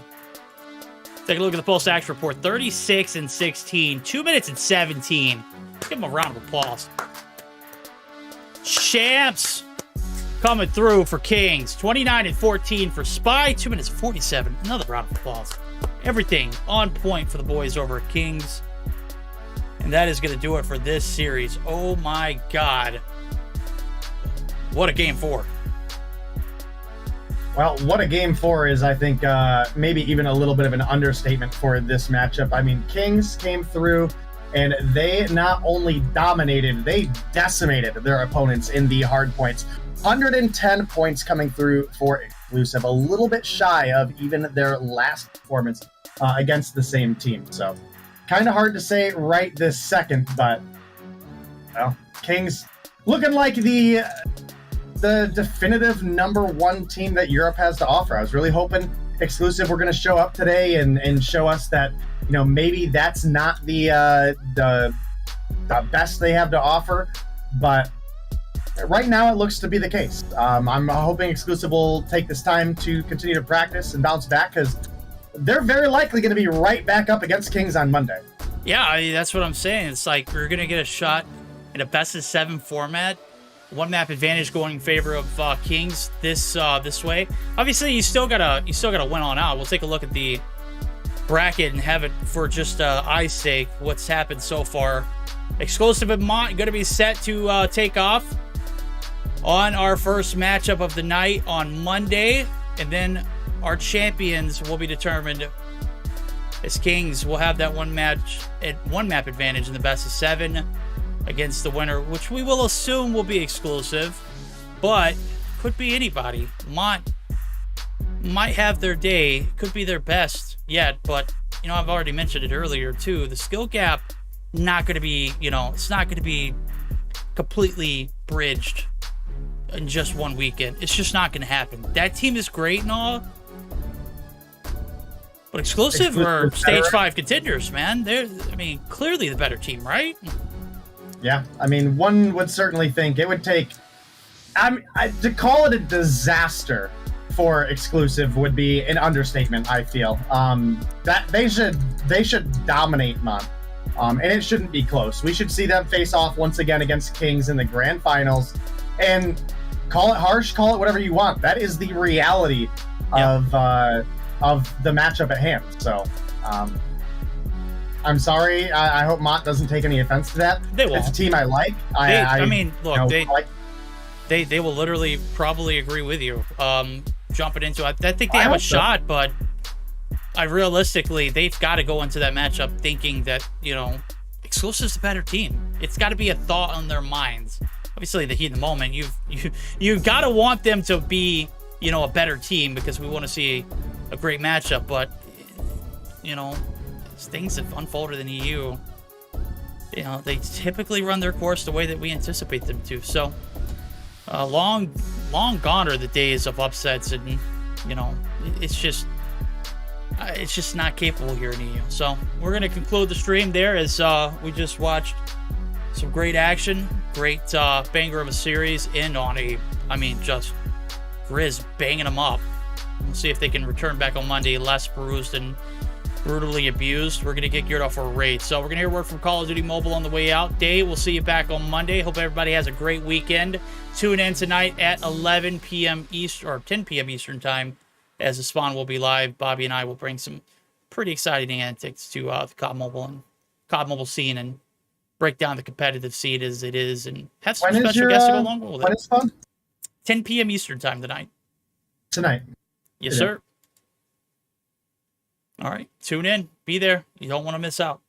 GG's. Goodbye.